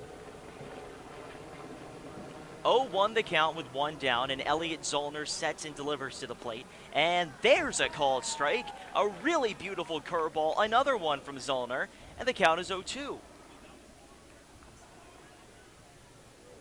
So Zollner ahead 0-2 with 1 down. Nobody aboard here in the bottom of the 8th. And here comes the pitch. That'll miss low and away, and the count is 1-2. Well, these are the 6, 7, 8 hitters coming up with Cole Freeze in the hole, should anybody get on, and then the top of the lineup after that. So the Thunderbolts really want to get something going here. 1-2 pitch taken low and away. He did not go around on it. And the count now even 2-2 on Ian McMillan out of the University of Houston. Coming up to the Cal Ripken League for the summer and doing so in grand fashion. He has been a staple of the T-Bolts offense. He's been doing very well. Second leading RBI producer. It's been a long time since I've seen this many timeouts called at the plate. We've had a lot of them over the past few There's a lot innings. at stake here. That's true. It does make sense. The count is 2-2 here as Zollner sets, and he's ready to go and hurls it to the plate. This one's fouled straight back, and the count is 2-2 once again on Ian McMillan. 1 down, nobody aboard, and Dalton Martin anxiously waiting in the on-deck circle. But before that, let's see what happens with Ian McMillan. The count 2-2 with 1 down. And Zollner winds and delivers. That'll be taken high and away, and we go full 3-2 on Ian McMillan. A tremendous batting eye from the Houston Cougar. We've seen it all year. He's continuing to show it in this at-bat. Works the count full 3-2. With 1 down and nobody aboard, Zollner's ready to go, and he delivers. This one sent in the air, high to center field. Playable, though, for Darius Foster, who makes the catch. Barely has to move. 2 down. So nothing much out of the Thunderbolts yet. In the bottom of the 8th, it'll be Dalton Martin, and if he gets on Cole Freeze. But I think that may be it for Elliot Zollner, as Sal Colangelo is coming out to make a substitution. He says well done and takes the baseball from Zollner, and that finishes Elliot's evening here at Montgomery Blair Stadium. So with 2 down and nobody aboard, Bethesda leading 5-3, they will bring a new pitcher onto the mound. And we'll see who that will be. But while we try and figure it out, we would like to tell you that you can follow the T-Bolts on Twitter. That's at T-Bolts_baseball. Once again, at T-Bolts_baseball. As Chase Lee is checking into the game to pitch for Bethesda.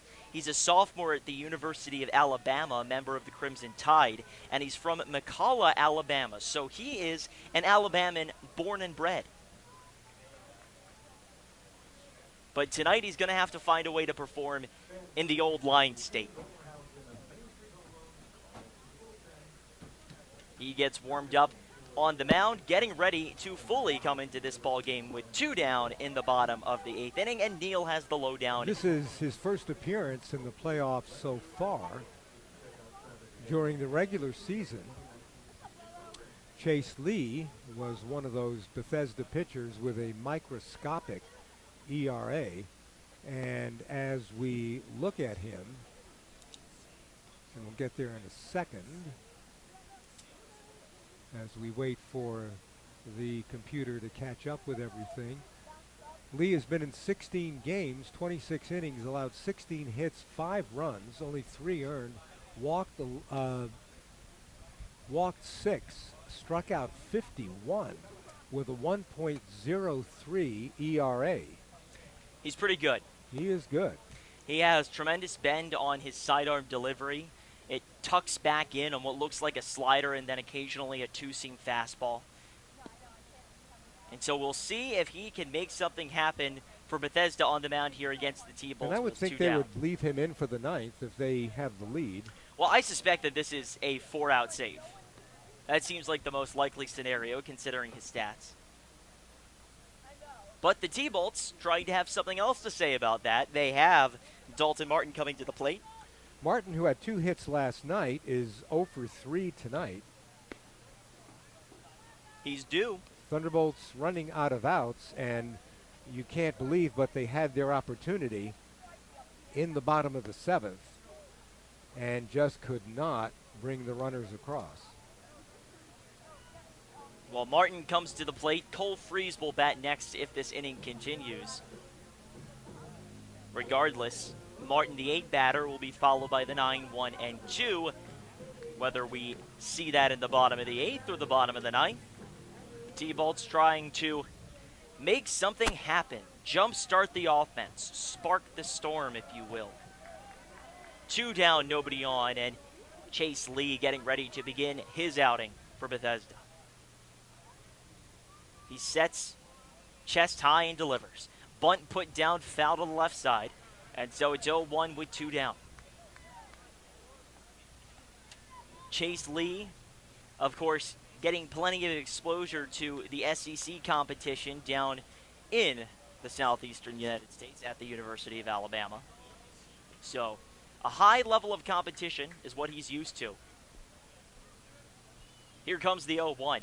And this one chopped to the right side, fair. Played on a bounce by Lee. He'll underhand to first in time to get a sprinting Dalton Martin. So we go top 9, T-Bolts trail 5-3 on the T-Bolts Radio Network presented by CQ.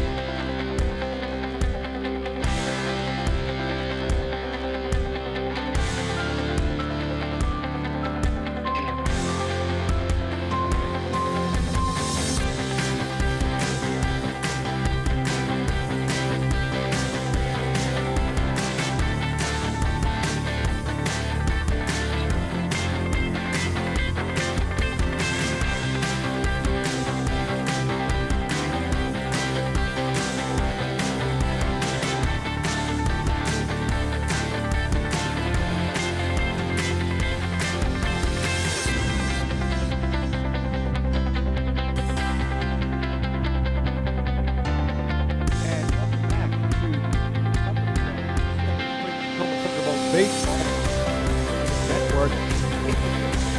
For the ninth is Tyler Dybul. Tyler's been in 2 games, pitched 2 innings, no runs, no hits, no walks, struck out 2, has a 1-0 record with 1 save in the playoffs to date, and he was the pitcher on the hill when the Thunderbolts won the 2nd game against the DC Grays at the Nats Academy to save that 10-9 marathon game in which the Thunderbolts went on to this series against the Bethesda Big Train. So, Matt Thomas, Drew Hemrock, and Tate Soderstrom coming to the plate here in the top of the 9th. T-Bolts continue to trail by 2. Dybul winds and delivers to the plate. And there's a called strike on that top portion of the zone. The count is 0-1 here on Matt Thomas, who tonight has got 2 hits, 1 a single and 1 a double. He's 2 for 4. And here's the 0-1. That'll miss just outside. The count now even 1-1. So in the bottom of the 9th, the Thunderbolts are scheduled to send up Cole Freese, Corey Rozier, and Brady Perry against Chase Lee. 1-1 on the way, and that misses down and away. So it's now 2-1 with nobody on and nobody down, top of the 9th, in a game that has really taken our breath away. It's been a good one. 2-1 pitch on the way, and there's a ball just a little bit low and outside. So the count now 3-1 on Matt Thomas. Trying to stay away from Thomas. Clearly, I mean, Thomas is 2 for 4. A good hitter, no doubt. Everybody in this Bethesda team is. Here's the 3-1, and this one's lashed to the right side towards the corner, and that is a fair ball. Getting down up against the wall and going over to plate is Miller Green, and heading into second base standing is Matt Thomas. So Thomas with a double that just stays inside the line, and a leadoff double, and that could be a very big run if Bethesda gets this in. Well, let's see what happens as Tyler Dybul tries to dig out of it. Drew Hemrock tonight is 3 for 4. He's a homer away from the cycle.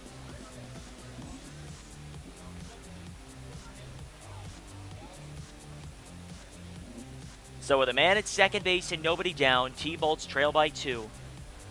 Tyler Dybul of the Bolts on the mound. Well, I think they'll let Hamrock hit away. No, he does show bunt. He takes it for a strike and now gets away from Trainer, goes over to get it, but not in time to hold the runner, who advances down to third. So Matt Thomas now 90 feet away from the plate with nobody down, and Tyler Dybul is reeling. So a leadoff double to right. Now the runner is at third, and we'll see if that's a passed ball or a wild pitch. 1-0, yes. Pass ball is the call. 1-0 count. Here comes the pitch, and there's a called strike. It's the count now even 1-1 on Drew Hemrock. He needs a strikeout or a pop-up or a ground ball as the infield is in to try to cut the run off. 1-1. Dybul kicks and delivers. A big swing and a miss. They're going to have to make the throw down to first, and they do, as the scoreboard read 1-1, but I presume, did he hit that ball fair? Is that what happened? Or was it 1-2? Did we miss something? No, I have the count as 1-1. That's what I had. Did he hit that ball fair and it was a dribbler? He must have been. Wow.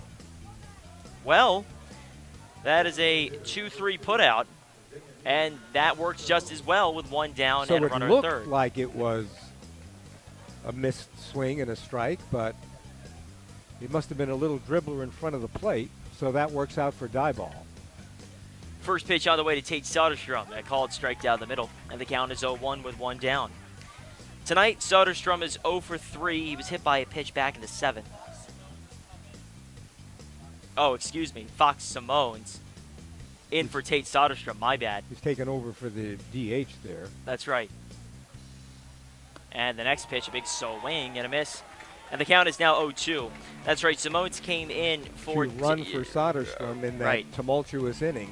After the tempers were flaring. So the count is 0-2.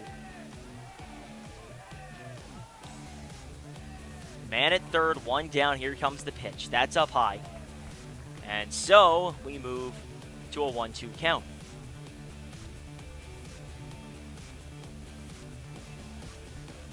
One down, runner at third. And a 1-2 count here on Fox Simone's. Here's the pitch. And that's down low. So it evens up 2-2. Some vociferous disagreement from the crowd, and I know the voice leading it. 2 balls, 2 strikes. Tyler needs this one. 2-2 pitch on the way to the plate, and that'll be swung on and missed on high heat. And there are 2 down here after the K of Fox Simone. That was a big strikeout for Tyler Dieball, because now they're going to need a hit or, yes, they're going to need a hit or some kind of error or pass ball or wild pitch to score the run.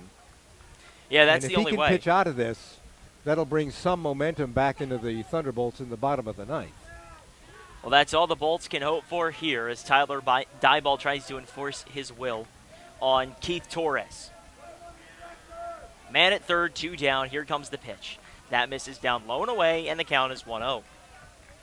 Torres tonight, single and walked, got an RBI and a ground out back of the 7th. Overall, he is 1 for 3 with a walk.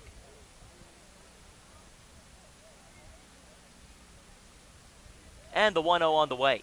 There's a ball a little bit high. Very close pitch. The count is 2-0.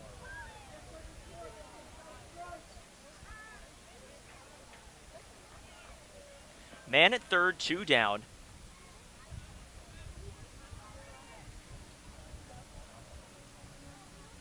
Here comes the 2-0 pitch. That's up high. And so it's 3-0 on Keith Torres. Well, that was clearly a high ball. And definitely. The other pitch was a little bit closer. The prior pitch. 3-0, 2 down, runner at third. Here's the pitch. That's down low and away, and a 4-pitch walk to Keith Torres. That's the second time tonight he has gotten a base on balls. And that gives way to Darius Foster with runners at the corners and 2 down. Foster tonight, 1 for 3. He also walked back in the second.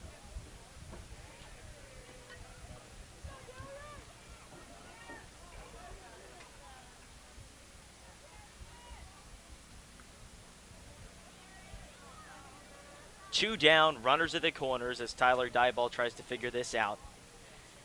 Now, trainer takes time to show him the signs, and we're set to go.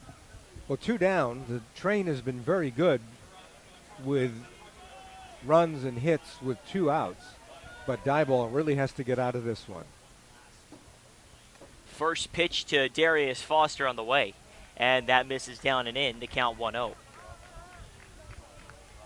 Foster has walked and is otherwise 0 for 3 tonight.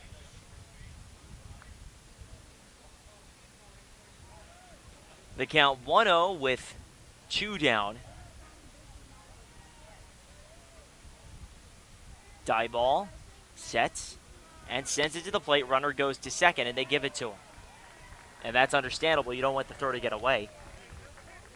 Dieball trying to be a little too fancy here. Tough to say what's going on with Tyler Dieball. It may just be the pressure of everything coming down on him.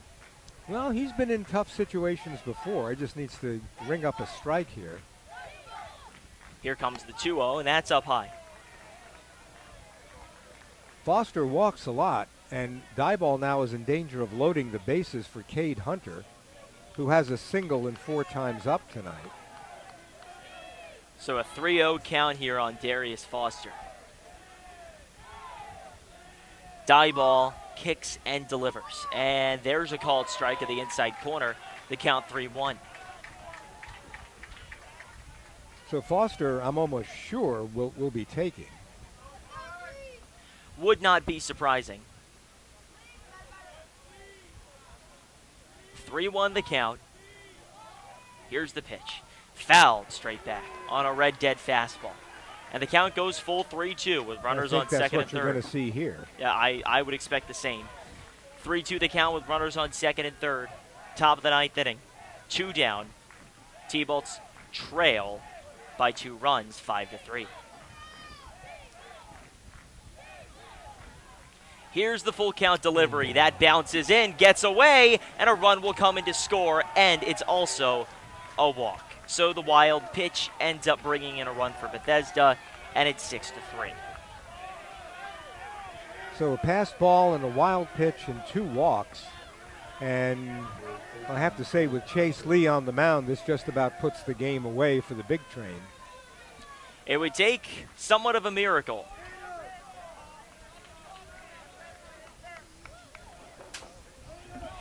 So Cade Hunter steps in, 0 for 4 tonight. Runners at the corners with 2 down. 6-3 Bethesda. And Tyler Dyball sets and delivers. There's a called strike down the middle. And the count is 0-1 with 2 down. So that run really hurts. Oh, yeah, that's a stinger. Because if you got a runner on and then somebody went long, that ties the game. Now that's not the case. Really, really hurts. Throw over to first, not in time. The T-Bolts are going to have to defy the odds once again if they are going to come back in this ball game. Yeah, we can talk about that should the T-Bolts lose this after the game's over. We know there's some weather that could potentially affect whether we play tomorrow.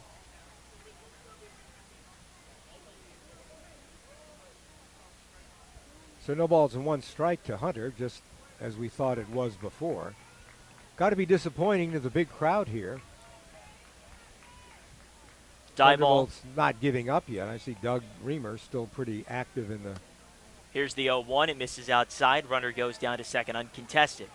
So it's now 1-1. Cade Hunter trying to get aboard for the first time tonight. 2 in scoring position now with 2 down.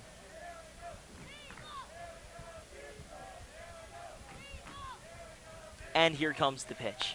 This one tapped on the ground, down to first, played off the glove of Gallo, going over Dalton Martin. He gets to first in time to record the out.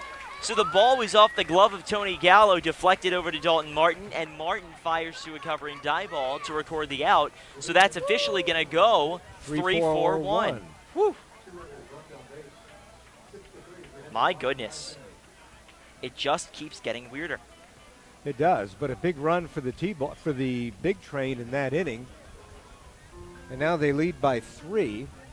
And why don't we keep it here and just look at what the Thunderbolts have to do. They'll have Freeze, Rozier, and Paris up.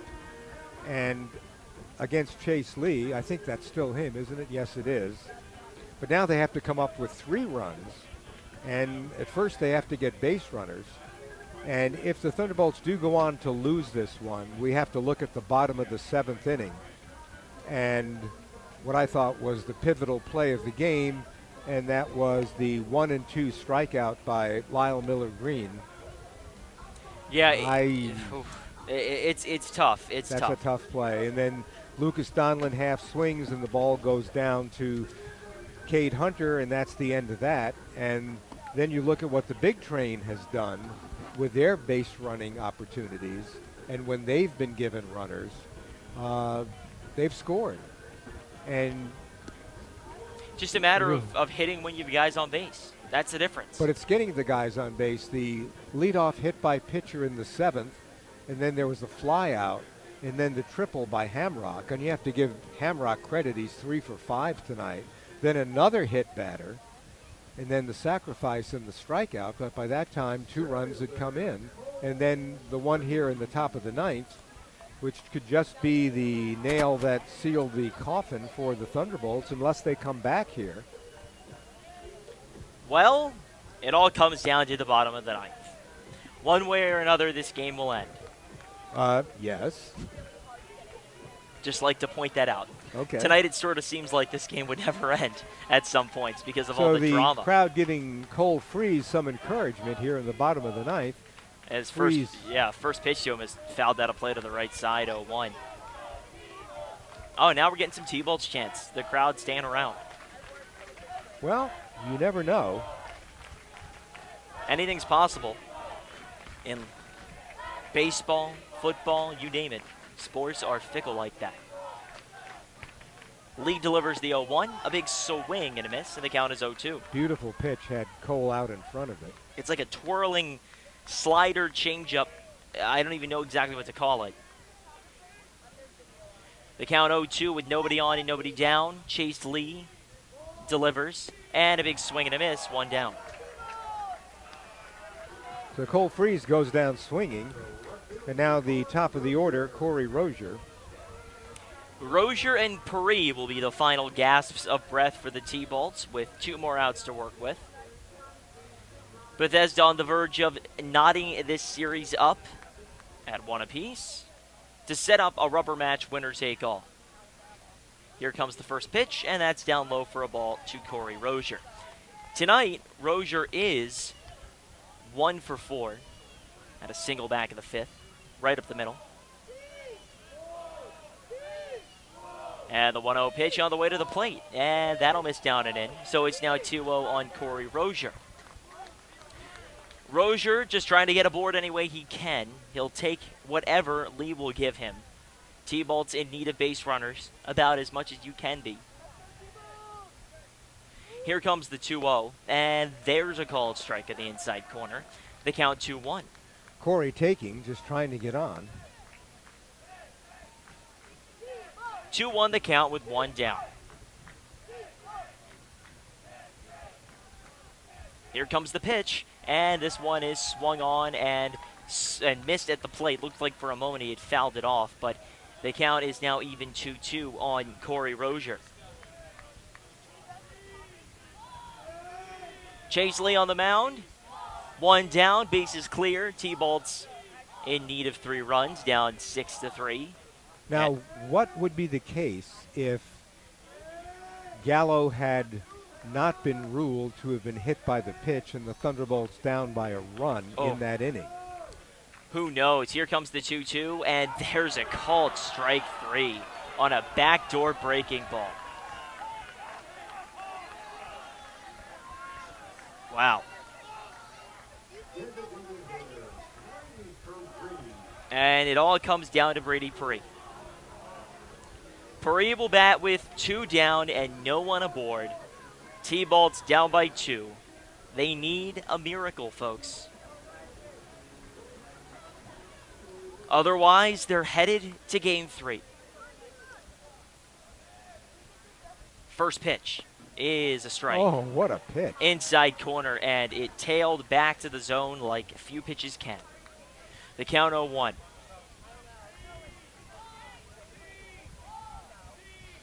And here it comes. That misses down and away. It's even 1-1 on Brady Paris. Tonight, Paris had that 2 RBI homer back in the 5th that tied this ball game. Yeah, brought this crowd to life in an electric moment. 1-1. Lee delivers. This one tapped to the ground. Back to Lee. He plays it on a hop, fires to first, and Bethesda takes Game 2. Final score 6-3, and the Big Train trying to claw their way back. And that'll set up a rubber match at Shirley Povich Field tomorrow, although there's a chance that maybe it gets pushed back farther. Well, it can. That's true. Of course, we can't play past August 1st, but we know that there's bad weather in the mix tomorrow. We can't play past July 31st. That is the ultimate dead date. Right, and tomorrow being July 31st right. and bad weather in the mix, what do? Well, you do what they did last year and declare co-champions, but we're not there yet. And I find this odd that the 2 teams are not shaking hands. They didn't do this last night. The coaches are. There goes Marcus Johnson, and there's some embraces there. And Colangelo, I presume, shook hands with the Thunderbolt coaches. And there's Brian Brewer, I think, now that the game's over. So this is a little strange. I don't know why they're doing this, but they did this last night, too. Both teams repaired to their respective baselines. So now each coach talking to each team, and we'll see what they're talking about tomorrow, about how the game will be approached. So let's just keep it here for the moment and talk about what we saw tonight. I'm going to go first. I think the Thunderbolts did not make the most of their opportunities. The Big Train did. Give the Big Train credit for several critical 2-out hits. The Thunderbolts got those hits last night. The Big Train got them tonight. The Thunderbolts had an opportunity in the 7th to make some noise, but they just could not do it. And that, in a nutshell, forget the top of the 9th run. That was just an icing on the cake. But they didn't cash in on their chances. The Big Train did. Then when the Big Train had the lead, their pitchers came in and shut down. Thunderbolt pitchers, a little more of a struggle. And hit by pitchers, walks again. Let's see what the lines are. The Thunderbolts walked 7, and I know they hit at least 2. I think, let's see, they hit, I think they just hit 1, 2. Yeah, they hit 2 tonight, but it was a very critical hit by pitch, and then there was the Tony Gallo incident. So some nights it's your night and some nights it's their night. It was their night tonight. I think they did play better. There's no doubt about it. And so now we go back to Bethesda, where I presume the Bethesda Big Train, if you read on their website, will be the very heavy favorite to win. Now, do you have any idea who they're going to pitch in that game? Tough to know. Ryan Okuda would not be a surprise. Is he eligible, though? That's the question. That's a great question. I could not tell you. We're going to try and find that out as time goes on until tomorrow. I think they set it up so that it would be Ponce tonight and Okuda tomorrow. Now, it sounds about right. Now the question is, who are the Thunderbolts going to pitch tomorrow? Man, that's a tough question. I could see them going Braden Cale. I feel like he's the best choice considering the circumstances. I think Yash Rain is also in the mix. Well, I think Alex Mykett, if we can get an idea, and I don't want to do it right now and take up the time, but how many pitches he threw and if he would be eligible to pitch, because he pitched very well in his outing against the Grays. And that's a possibility. Just looking down the Thunderbolts roster of pitchers, it starts to get a little thin. Charleston can't pitch. Maybe Mykett, because he pitched 5 innings. He pitched 5 innings on when? That was, let's see if we can pick that up. He pitched 5 innings on Friday, I believe, against the Grays on July 26th. So this is July, it'd be July 31st. He would, I think, be eligible to pitch. So I think it might be Mykett. Regardless, I think the T-Bolts are going to have a short leash on whoever they throw first because, of course, it being an elimination game, it comes down to be even more important to make sure that Bethesda doesn't get on top early. But, Neil, I really can't say anything different for the recap that you just gave. I think that's spot on. The T-Bolts missed their opportunity with the Tony Gallo situation. And, of course, that's no fault on Gallo. It is what it is. He was hit, and in a way, Bethesda's mistake bailed them out in an odd twist of events. Now, this is very interesting. Okuda pitched on the 26th against the Aces in the game. The Aces won 11-4. He pitched 3 innings, gave up 4 runs, 2 were earned, 6 hits, walked 2, struck out 4. A very un-Okuda-like performance. So either you say, well, maybe he's getting a little more vulnerable, or he had his bad game and now he's ready for the A game against the T-Bolts, whom he dominates. Well, I do suspect that we will see him tomorrow, and we'll, of course, officially find out and tell you at tbolts.org after the game and through the course of the day tomorrow. So, I'm Julian Barron alongside Neil Levon. We want to thank you so much for tuning in tonight. Even though it didn't go the T-Bolts' way, they have a chance to recoup and get their revenge tomorrow at Shirley Povich Field. But once again, thank you so much for tuning in. We'll see you next time, which is most likely tomorrow on the T-Bolts Radio Network.